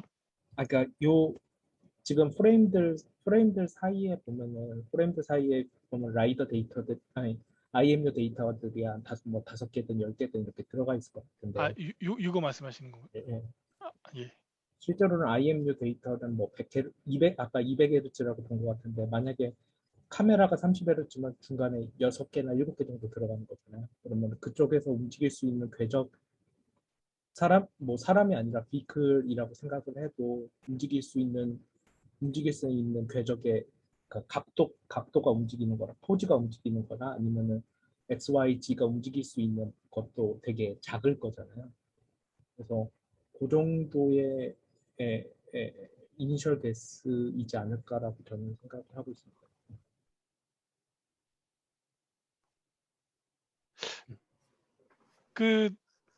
어차피 비주얼 이니셜 오도메트에서는 비전을 아마 메인으로 쓸 테니까요. 네. 방금 말씀하신 것처럼 여기에 웨이트는 작을 것 같긴 해요. 그래서 살짝 방금 말씀하신 거 좀 대충의 트레젝토리를 잡아주는 그런 그렇게 표현하신 것 같은데. 네, 사실 저- 네네. 멤스로 궤적을 구하는 거는 사실 좀 현실성이 없잖아요. 멤스 자이로랑 멤스 액셀로미터로 궤적을 구하는 거는 저는 좀 현실성이 없다고 보는데 자세 정도라고 생각합니다. 네, 하기 네, 같은 경우는. 네, 네, 동의합니다. 감사합니다. 그렇군요. 아주 인텐스한 코멘트와 질문 많이 주셔서 감사하고요. 마지막에 이용님께서 오늘 디스커션 해주신 내용들이 아주 유익한데 마치 논문 피어 리뷰 하고 계신 것 같다라는 이야기를 해주셨습니다. 저도 제일 처음에는 쭉 이제 슬라이드를 만드는데 나중에는 계속 빈틈을 계속 제가 보게 되더라고요. 아무래도 교직에 계시다 보니까 예, 직업병이 이제 나오신 것 같은데 어쨌든 네, 좋은 내용으로 발표해 주셔서 너무 감사드리고요. 네, 이렇게 김수환님 발표는 이렇게 마무리를 하도록 하겠습니다. 네, 감사합니다. 네, 감사합니다. 네, 그러면은 이제 이어서 정현수님 발표 이어가도록 하겠습니다.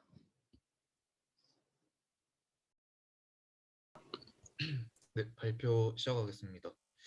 네, 저는 이번 발표를 맡게 된 서울시립대학교 석사과정 정현수입니다. 제가 맡은 부분은 이제 비주얼 이너셜 시스템즈, 이스토메이션 퍼셉션 앤 내비게이션입니다. 그래서 델웨어 대학의 이 GP 황 교수님께서 발표해 주신 타르타 슬램 시리즈 영상입니다. 영상 출처는 아래 남겨뒀습니다. 먼저 이제 황 교수님의 연구실에서는 이제 드론을 활용해서 음식이나 어떤 물건의 자율 배송을 위한 개발 작업을 하고 있다고 하십니다. 그래서 직접 개발하시면서 비주얼 이너셜 슬램의 실용적인 활용에 대해서 매우 큰 잠재력이 있다고 한다고 하십니다. 그래서 내비게이션과 이제 퍼셉션을 위한 비전과 이너셜 시스템 연구에서 나온 결과 중에서 IMU를 활용한 퍼셉션 관련 연구 결과들이 소개되었습니다. 목차는 다음과 같습니다. 이제 기존 슬램에서는 인코더와 IMU를 활용하는 거에 친숙하다고 하는데 이제 어떤 특징점들을 추출하고 환경에서 랜드마크를 뽑아서 이제 새로운 환경을 탐구하는데 이때 인코더나 이제 데드 레코닝을 써가지고 로봇의 모션을 대충 알 수 있게 됩니다. 근데 이때 이제 노이즈가 누적될 수 있는데 그래서 어떤 특징점들을 관찰해서 에러를 줄일 수 있고 이런 거를 이제 역사적으로 한 30년가량 노력해 왔는데 성공적이었다고 말씀하셨습니다. 그래서 모노큘러 카메라랑 IMU를 이제 로봇이나 차량에 넣어서 위치 추정을 하고 이제 슬램은 기본적으로 이때 이제 추정 문제 이스토메이션 에러가 발생하게 되는데 그 이스토메이션 그 에러는 이제 불일치성을 인컨시스턴시를 의미한다고 합니다. 다음 그 그림에서는 이제 원을 그리면서 하나의 그 랜드마크를 관찰하면서 이제 파란색 같은 경우에는 일치된 상태일 때인데 불일치된 상태일 때는 이제 불확실성으로 인해서 그 어떤 불확실성의 타원을 형성하게 되고 이런 거를 이제 그 발표해 주신 교수님께서 대학원 때부터 연구해 왔다고 합니다. 그래서 이번 발표 자료에 참고된 논문은 이 Observability Based Rules for Designing Consistent EKF Slam Estimates라는 예전에 교수님께서 쓰셨던 논문을 바탕으로 발표해 주셨습니다. 그래서 먼저 이제 여기 이번 내용에서 중요한 개념이 그 가화 관측성이라는 observability인데 이 부분에 대해서 제가 좀 조사를 해봤습니다. 그래서 먼저 선형 시스템의 일반적인 표현은 이 위 사진과 같고 이때 가화 관측성이라는 개념은 이제 아래 사진과 같습니다. 그래서 선형 시스템일 때 이러한 수식으로 구성이 되게 되는데 이때 뭐 테일러 급수 형태로 쭉 나열하게 되면은 이제 입력과 출력 값을 알고 있을 때 가운데 이 모델 행렬이 이런 식으로 구성되어 있을 때 이 가운데의 행렬이 풀 랭크가 되지 않으면은 이제 입력값을 바탕으로 출력값을 바탕으로 입력값을 알 수 없는 그 관측이 불가능한 상태일 때 랭크가 부족하게 할 때 관측이 불가능하게 됩니다. 그래서 풀 랭크일 때는 이제 관측이 가능하다고 하는 걸 이제 가관측성이라고 하는데, 그러니까 이 역행렬이 존재하지 않을 때와 같은 그런 의미로 쓰이는 게 이제 관측이 불가능하다. 그리고 가관측성은 이제 시스템의 스테이트를 출력을 통해서 예측할 수 있는가의 그런 개념입니다. 그래서 이 가관측성에 대해서는 이제 자세한 설명은 이와 같고, 가관측성 분석은 어떤 필터 설계 시 설정한 상태 변수의 추정 가능성을 확인하기 위해서 필요한 과정이고, 일반적인 가관측성 분석 방법은 가관측 행렬을 구성하고 있는 행렬의 랭크를 확인해서, 그러니까 역행렬이 존재하는지를 확인해서 관측이 가능한가의 유무를 판별하고, 특정 시간 어떤 타임 스텝에서는 가관측하지 않은 시스템이라도 적절한 기동을 통해서 가관측성을 확보해야 한다고 합니다. 그래서 이너셔 시스템만 활용했을 때 이 가관측성 분석 시 항상 그 랭크가 부족한 언옵저버블한 상태인데, 이제 비전 센서 기반으로 랜드마크를 추가적으로 활용해서 이러한 가관측성을 확보할 수 있었다고 하셨습니다. 그래서 이제 다음부터는 이제 슬램의 그 가관측성 분석에 대한 내용입니다. 먼저 이 첫 번째 꼴에 대한 내용은 EKF, 그러니까 Extended 칼마 필터 시스템 슬램의 모델의 그 관측 불가능한 부분 공간 서브스페이스 M의 차원을 결정하고, 그것의 이제 일관성을 검사하고 일관성 추정을 향상시켜야 한다고 합니다. 그래서 비전으로 관찰해서 EKF 시스템 모델의 그 부분 공간 M의 디멘전 그 차원을 이해하고, 관측 가능성이 추정의 일칙성에 영향을 주어야 한다고 합니다. 그래서 슬램 같은 경우에는 일반적으로 비선형이기 때문에 이러한 것의 능력을 노력해야 했고, 그래서 로봇에 센서를 부착해서 변형 관계가 안 바뀌어서 그대로 사용할 수 있다고 합니다. 그래서 여기서 이제 WK랑 VK는 그 공상값에서 이제 가우시안 노이즈이고, 그리고 UK는 제어 벡터입니다. 그래서 함수 이 F는 추정치에서 예측 상태를 계산하는데 사용할 수 있고, 마찬가지로 이제 HE 함수도 예측 상태에서 예측된 측정치를 계산하는 데 사용할 수 있습니다. 그래서 각 타임 스텝에서 이 자코비안 행렬을 예측 상태로 평가가 되고, 이러한 행렬은 이제 콜먼피터 방정식에서 사용할 수 있습니다. 그래서 이 과정은 기본적으로 이제 현재 추정치를 바탕으로 해서 비선형 함수를 선형화 시켜주는, 그러니까 선형화 시켜주는 함수가 됩니다. 그래서 익스텐디드 칼만 피터 같은 경우에는 이제 이러한 비선형성을 처리하기 위한 어떤 임시적인 솔루션이 되고, 그리고 부분적으로 로컬하게 선형화를 수행하게 됩니다. 그래서 좀 중간 정도의 비선형성을 위해서 실제로 잘 작동해왔다라고 했습니다. 그래서 이러한 정보들을 활용해서 선형화를 할 수 있었고, 이제 선형화된 어떤 점 X 스타의 점들을 활용해서 이와 같이 익스텐디 칼만 피터를 구성하게 되고, 이제 좀 다르게 X 스타를 선택하면 이러한 선형 시스템에서 관측 가능성, 가관측성이 달라지게 된다고 합니다. 그래서 실제 스테이트를 사용하게 되면 선형화 그 점들이 이상적인 결과가 나오게 되겠지만, 좀 트루 스테이트가 아닌 최근 레이티스트 이스터메이츠를 활용해서 하게 되면은 이제 관측이 불가능한 곳이 존재해서 에러가 생기는데, 이러한 것들이 이제 불일치성을 야기하게 된다고 하셨습니다.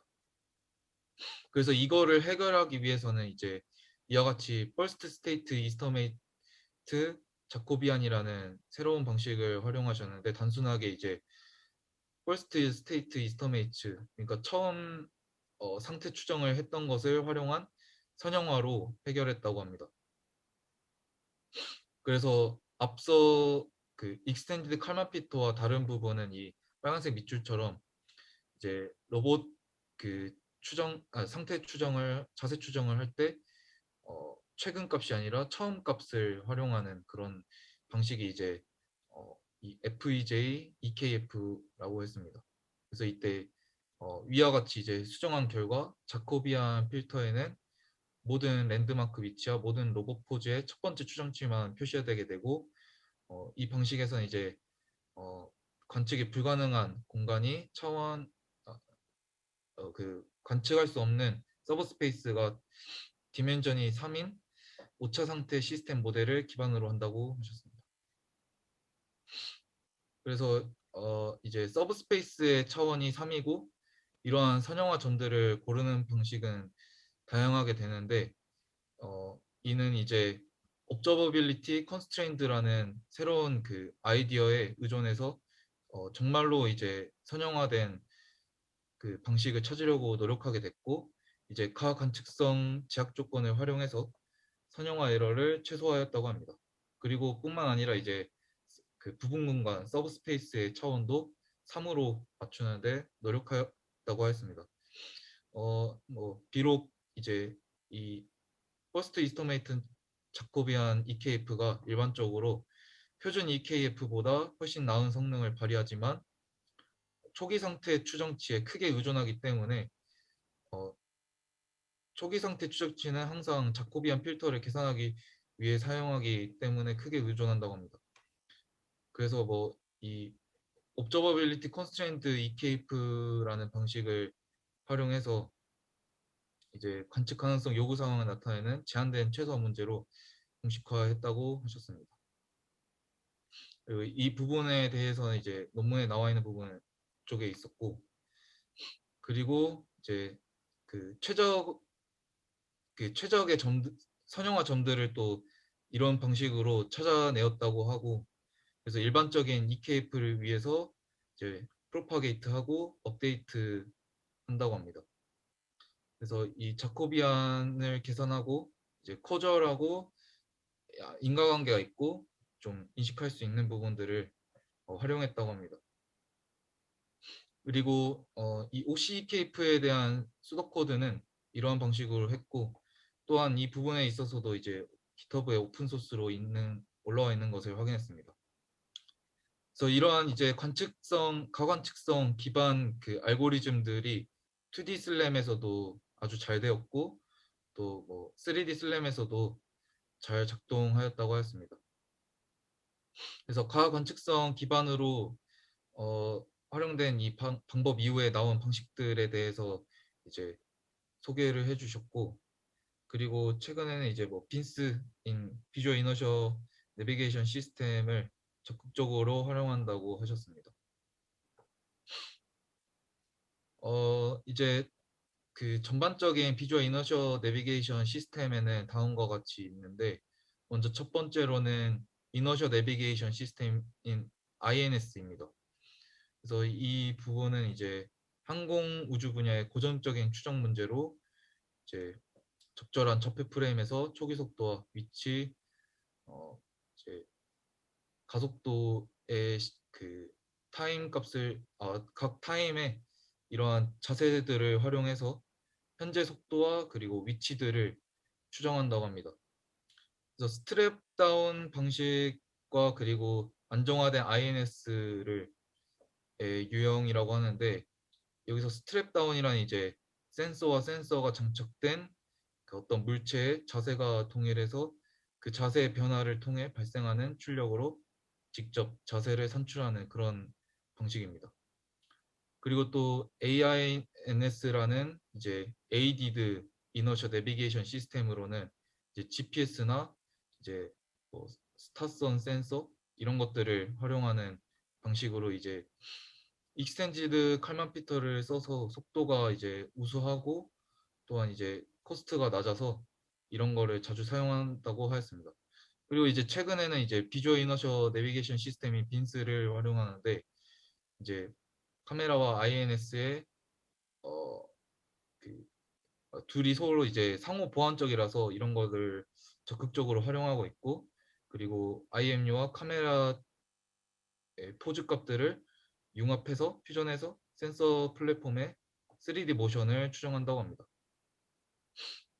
일반적인 그 빈스 모델에 대한 내용도 설명해 주셨고, 카메라의 이런 칼리브레이션 값들 이런 것들을 활용해서, 그리고 뭐 기선형 최적화에 관련된 내용과, 그리고 뭐 프론트엔드에서는 MSCKF인 멀티 스테이트 컨스트레인트 카만 피터의 그 이런 방식들을 활용하는데, 이건 뭐 빠르지만 드리프트가 있다. 그리고 백엔드에서는 그래프 최적화인데 쓰는데 정확하지만 코스트가 높다. 뭐 이런 것들을 설명해 주셨습니다. 그리고 또 루프 클로저를 당연히 이제 정확도를 훨씬 높이기 위해서는 이 부분을 쓰는 게 효율적이라고 소개해 주셨습니다. 그래서 이 MSCKF는 이제 뭐 특징점 대신 지난 그 포즈의 시점에 카메라 포즈를 상태 변수에 포함하는 방식으로 간략하게 이런 식으로 소개가 되었고, 네, 그리고 이제 오픈빈스라는 오픈소스 플랫폼에서는 이제 MSCKF를 활용한 방식으로 이런 식으로 써서 이제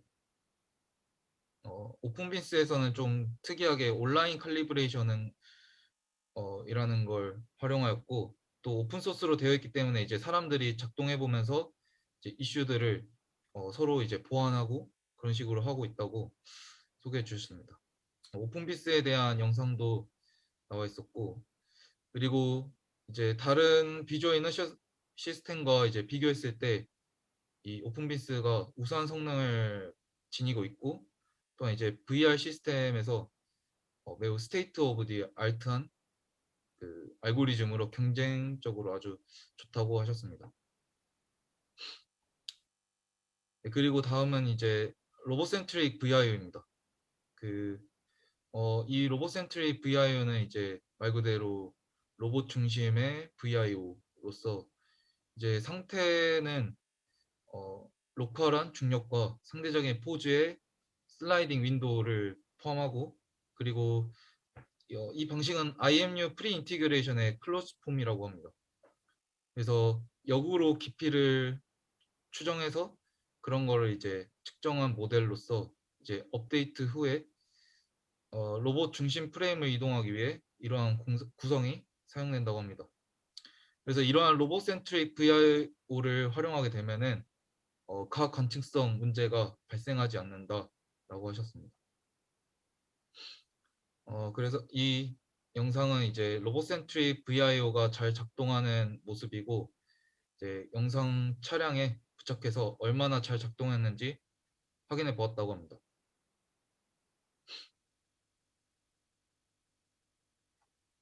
그리고 다음은 이제 unsupervised deep loop closure로 이제 전체 이 빈스가 잘 작동하기 위해서는 루프 클로저가 있는 게 더 좋다고 합니다.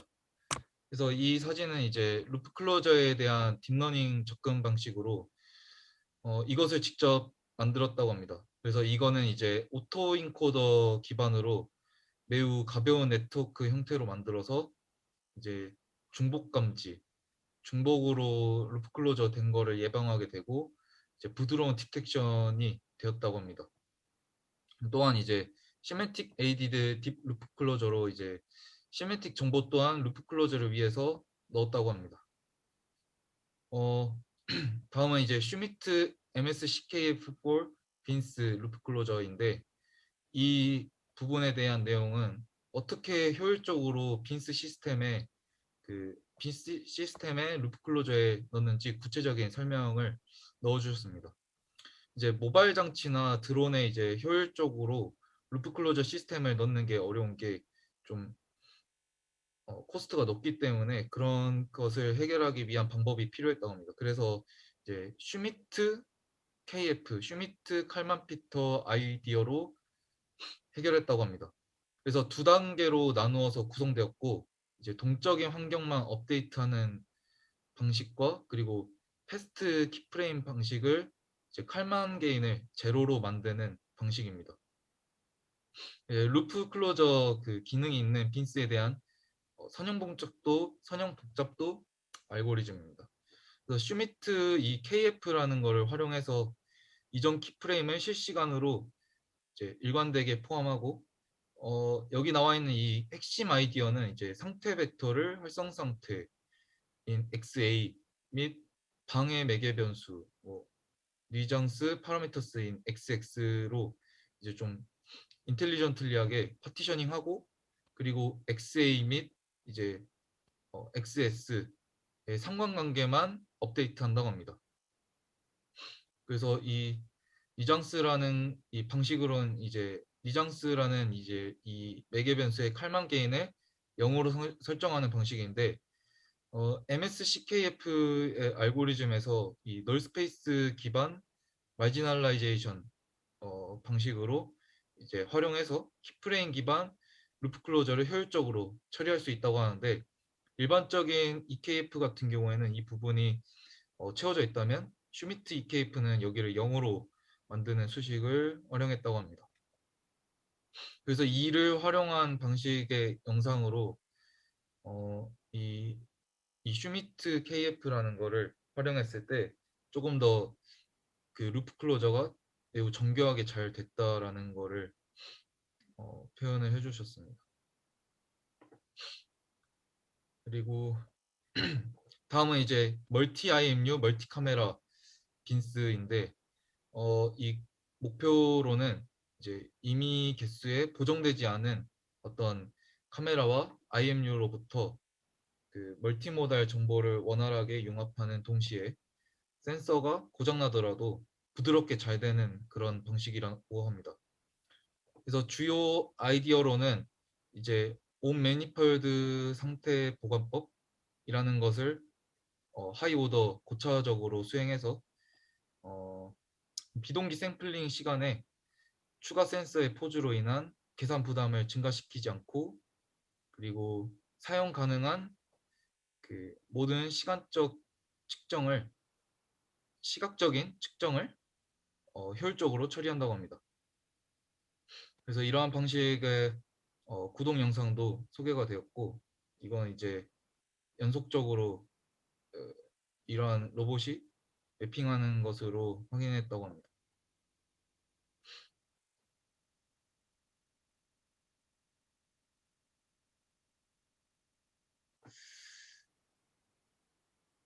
네, 다음은 이제 GPS aided VIO인데 이 GPS aided VIO 같은 경우에 이제 아웃도어든 그러니까 실외든 이제 실내든 성능이 매우 좋은 알고리즘을 개발했다고 합니다. 이 GPS aided VIO는 이제 비주얼 이너셔의 프레임 값을 GPS랑 이제 비주얼 이너셔의 프레임 값을 서로 맞추는데 어려움을 겪었다고 합니다. 그리고 다음은 이제 이 휠 인코더도 활용한 방식으로 이 휠 인코더와 비주얼 이너셔를 활용했을 때는 2D 모션에서 강점을 가진다고 합니다. 그래서 아웃도어 실내 환경에서 오차를 상당히 줄일 수 있었고 또한 이것도 온라인 칼리브레이션을 활용한다고 합니다. 다음은 이제 라이다도 활용한 방식으로 이제 3D 포인트 클라우드를 쓰는 게 아니라 효율적으로 부분적인 패치들을 활용한 방식이었다고 해서 그 부분적인 패치들을 활용해서 코스트를 상당히 줄일 수 있었다고 합니다.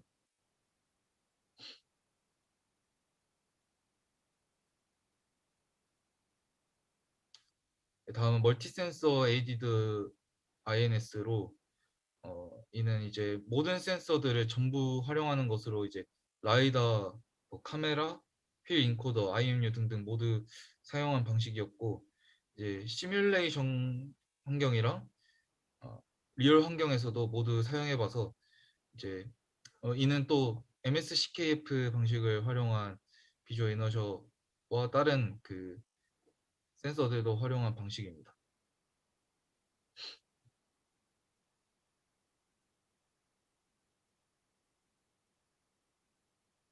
그리고 이번 영상은 또 하나의 그 로봇 시스템이 아니라 다른 그 차량들과 또 동시에 협업하는 방식도 구현이 되었다고 합니다.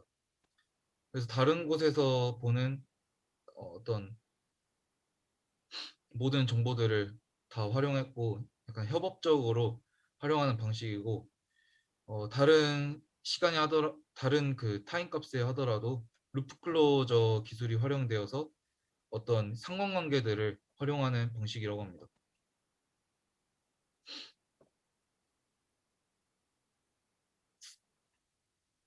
네, 다음은 이제 또 슈미트 비주얼 이너셔 타겟 트래킹인데 이 방식은 이제 3D 오브젝트 트래킹 방식에서 그 하나의 싱글 포인트가 아니라 오브젝트의 그 어떤 6D 포즈, 그러니까 6D 포즈의 자세를 활용하는 방식입니다. 이거는 이제 로컬라이제이션과 트래킹을 동시에 활용하는 문제를 동시에 이제 해결하는 것으로 이제 MSCKF를 활용하는 것이고 아직은 좀 정확하지는 않지만 그래도 이게 되기는 한다라는 그런 영상으로 넣어주셨습니다. 그래서 실제 모델에는 아직 정확도는 떨어져서 쓸 수는 없는데 그래도 이게 이런 방식도 해볼 수 있다라는 것을 나타내 주셨습니다. 그리고 다음은 이제 좀 여기서 보았던 것 중에 흥미로운 방식인데 이 방식은 이제 느리게 날아가는 드론이 아니라 매우 빠르게 날아가는 드론에서 뎁스 값을 추정하기 위해서 딥러닝 모델을 활용하는 방식입니다. 그래서 이런 문제가 매우 빨리 해결이 되어야 된다고 말씀하셨고, 그리고 이제 속도를 높이기 위한 방식이 스파스한 특징이 스파스한 곳에서도 쓸 수 있고, 이는 또 뭐 제슨 TX2를 써서 했다라고 하셨습니다. 네, 그리고 마지막으로 이거는 이제 2021년 6월에 나온 그 VIO 댄스 매핑 방식으로 이제 제한된 그런 그냥 단순히 비주얼 이너셔 제한된 자원 상황에서 얼마나 빠르게 매핑을 할 수 있는지 보여주는 방식입니다. 이제 뎁스 맵을 저장하고 60 포즈를 최적화하는 방식으로 이 방식이 이제 VR 같은 시스템에서 매우 효율적이라고 보인다고 하셨습니다. 그래서 뎁스 맵을 보완하기 위한 방식으로 이 코드 VIO에 대해서도 소개해 주셨습니다. 네, 이상입니다.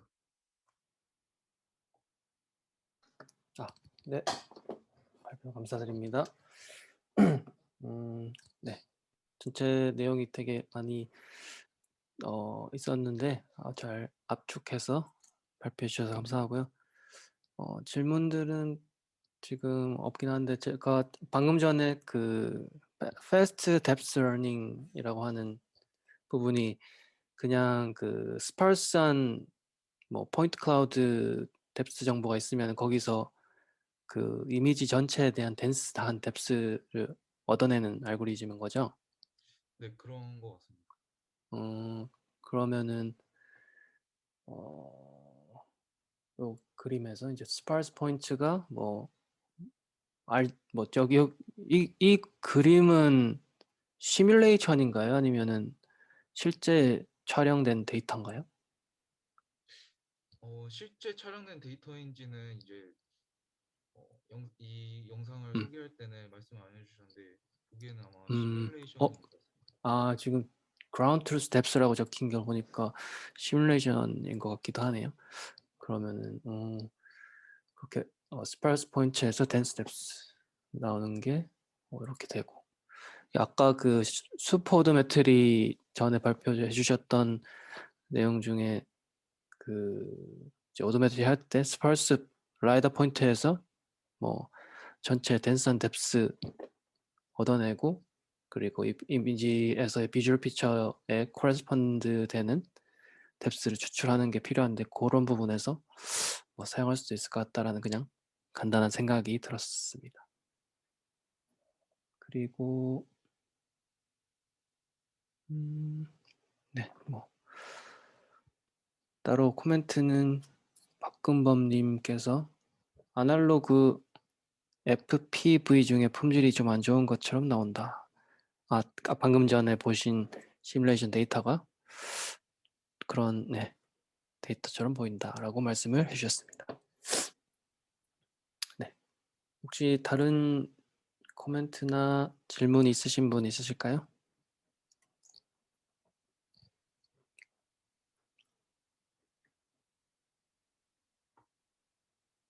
네, 다른 분들 질문 추가적으로 없으신 것 같고, 내용 되게 많아가지고 정리하는데 좀 힘드셨을 것 같은데 발표 잘 마무리해 주셔서 감사합니다. 네, 네, 감사합니다. 네, 감사합니다.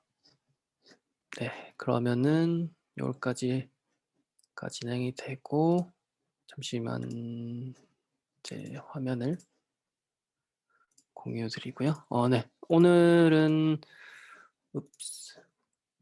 김수환님과 정현수님 발표 잘 진행해 주셔서 감사드리고, 다음 주에 이제 9월 2일 목요일에 마지막으로 스터디를 진행할 예정입니다. 다음 주에는 Robust BIO in the Real World에 대해서 박근범님 발표가 있고, 그 다음에 Bins on Unknown Devices에 대해서 이재민님께서 발표를 진행해 주실 예정입니다. 네, 그러면은 오늘 스터디는 여기까지 하는 걸로 하겠습니다. 다들 늦은 밤까지 참가해 주셔서 감사합니다. 고생하셨습니다.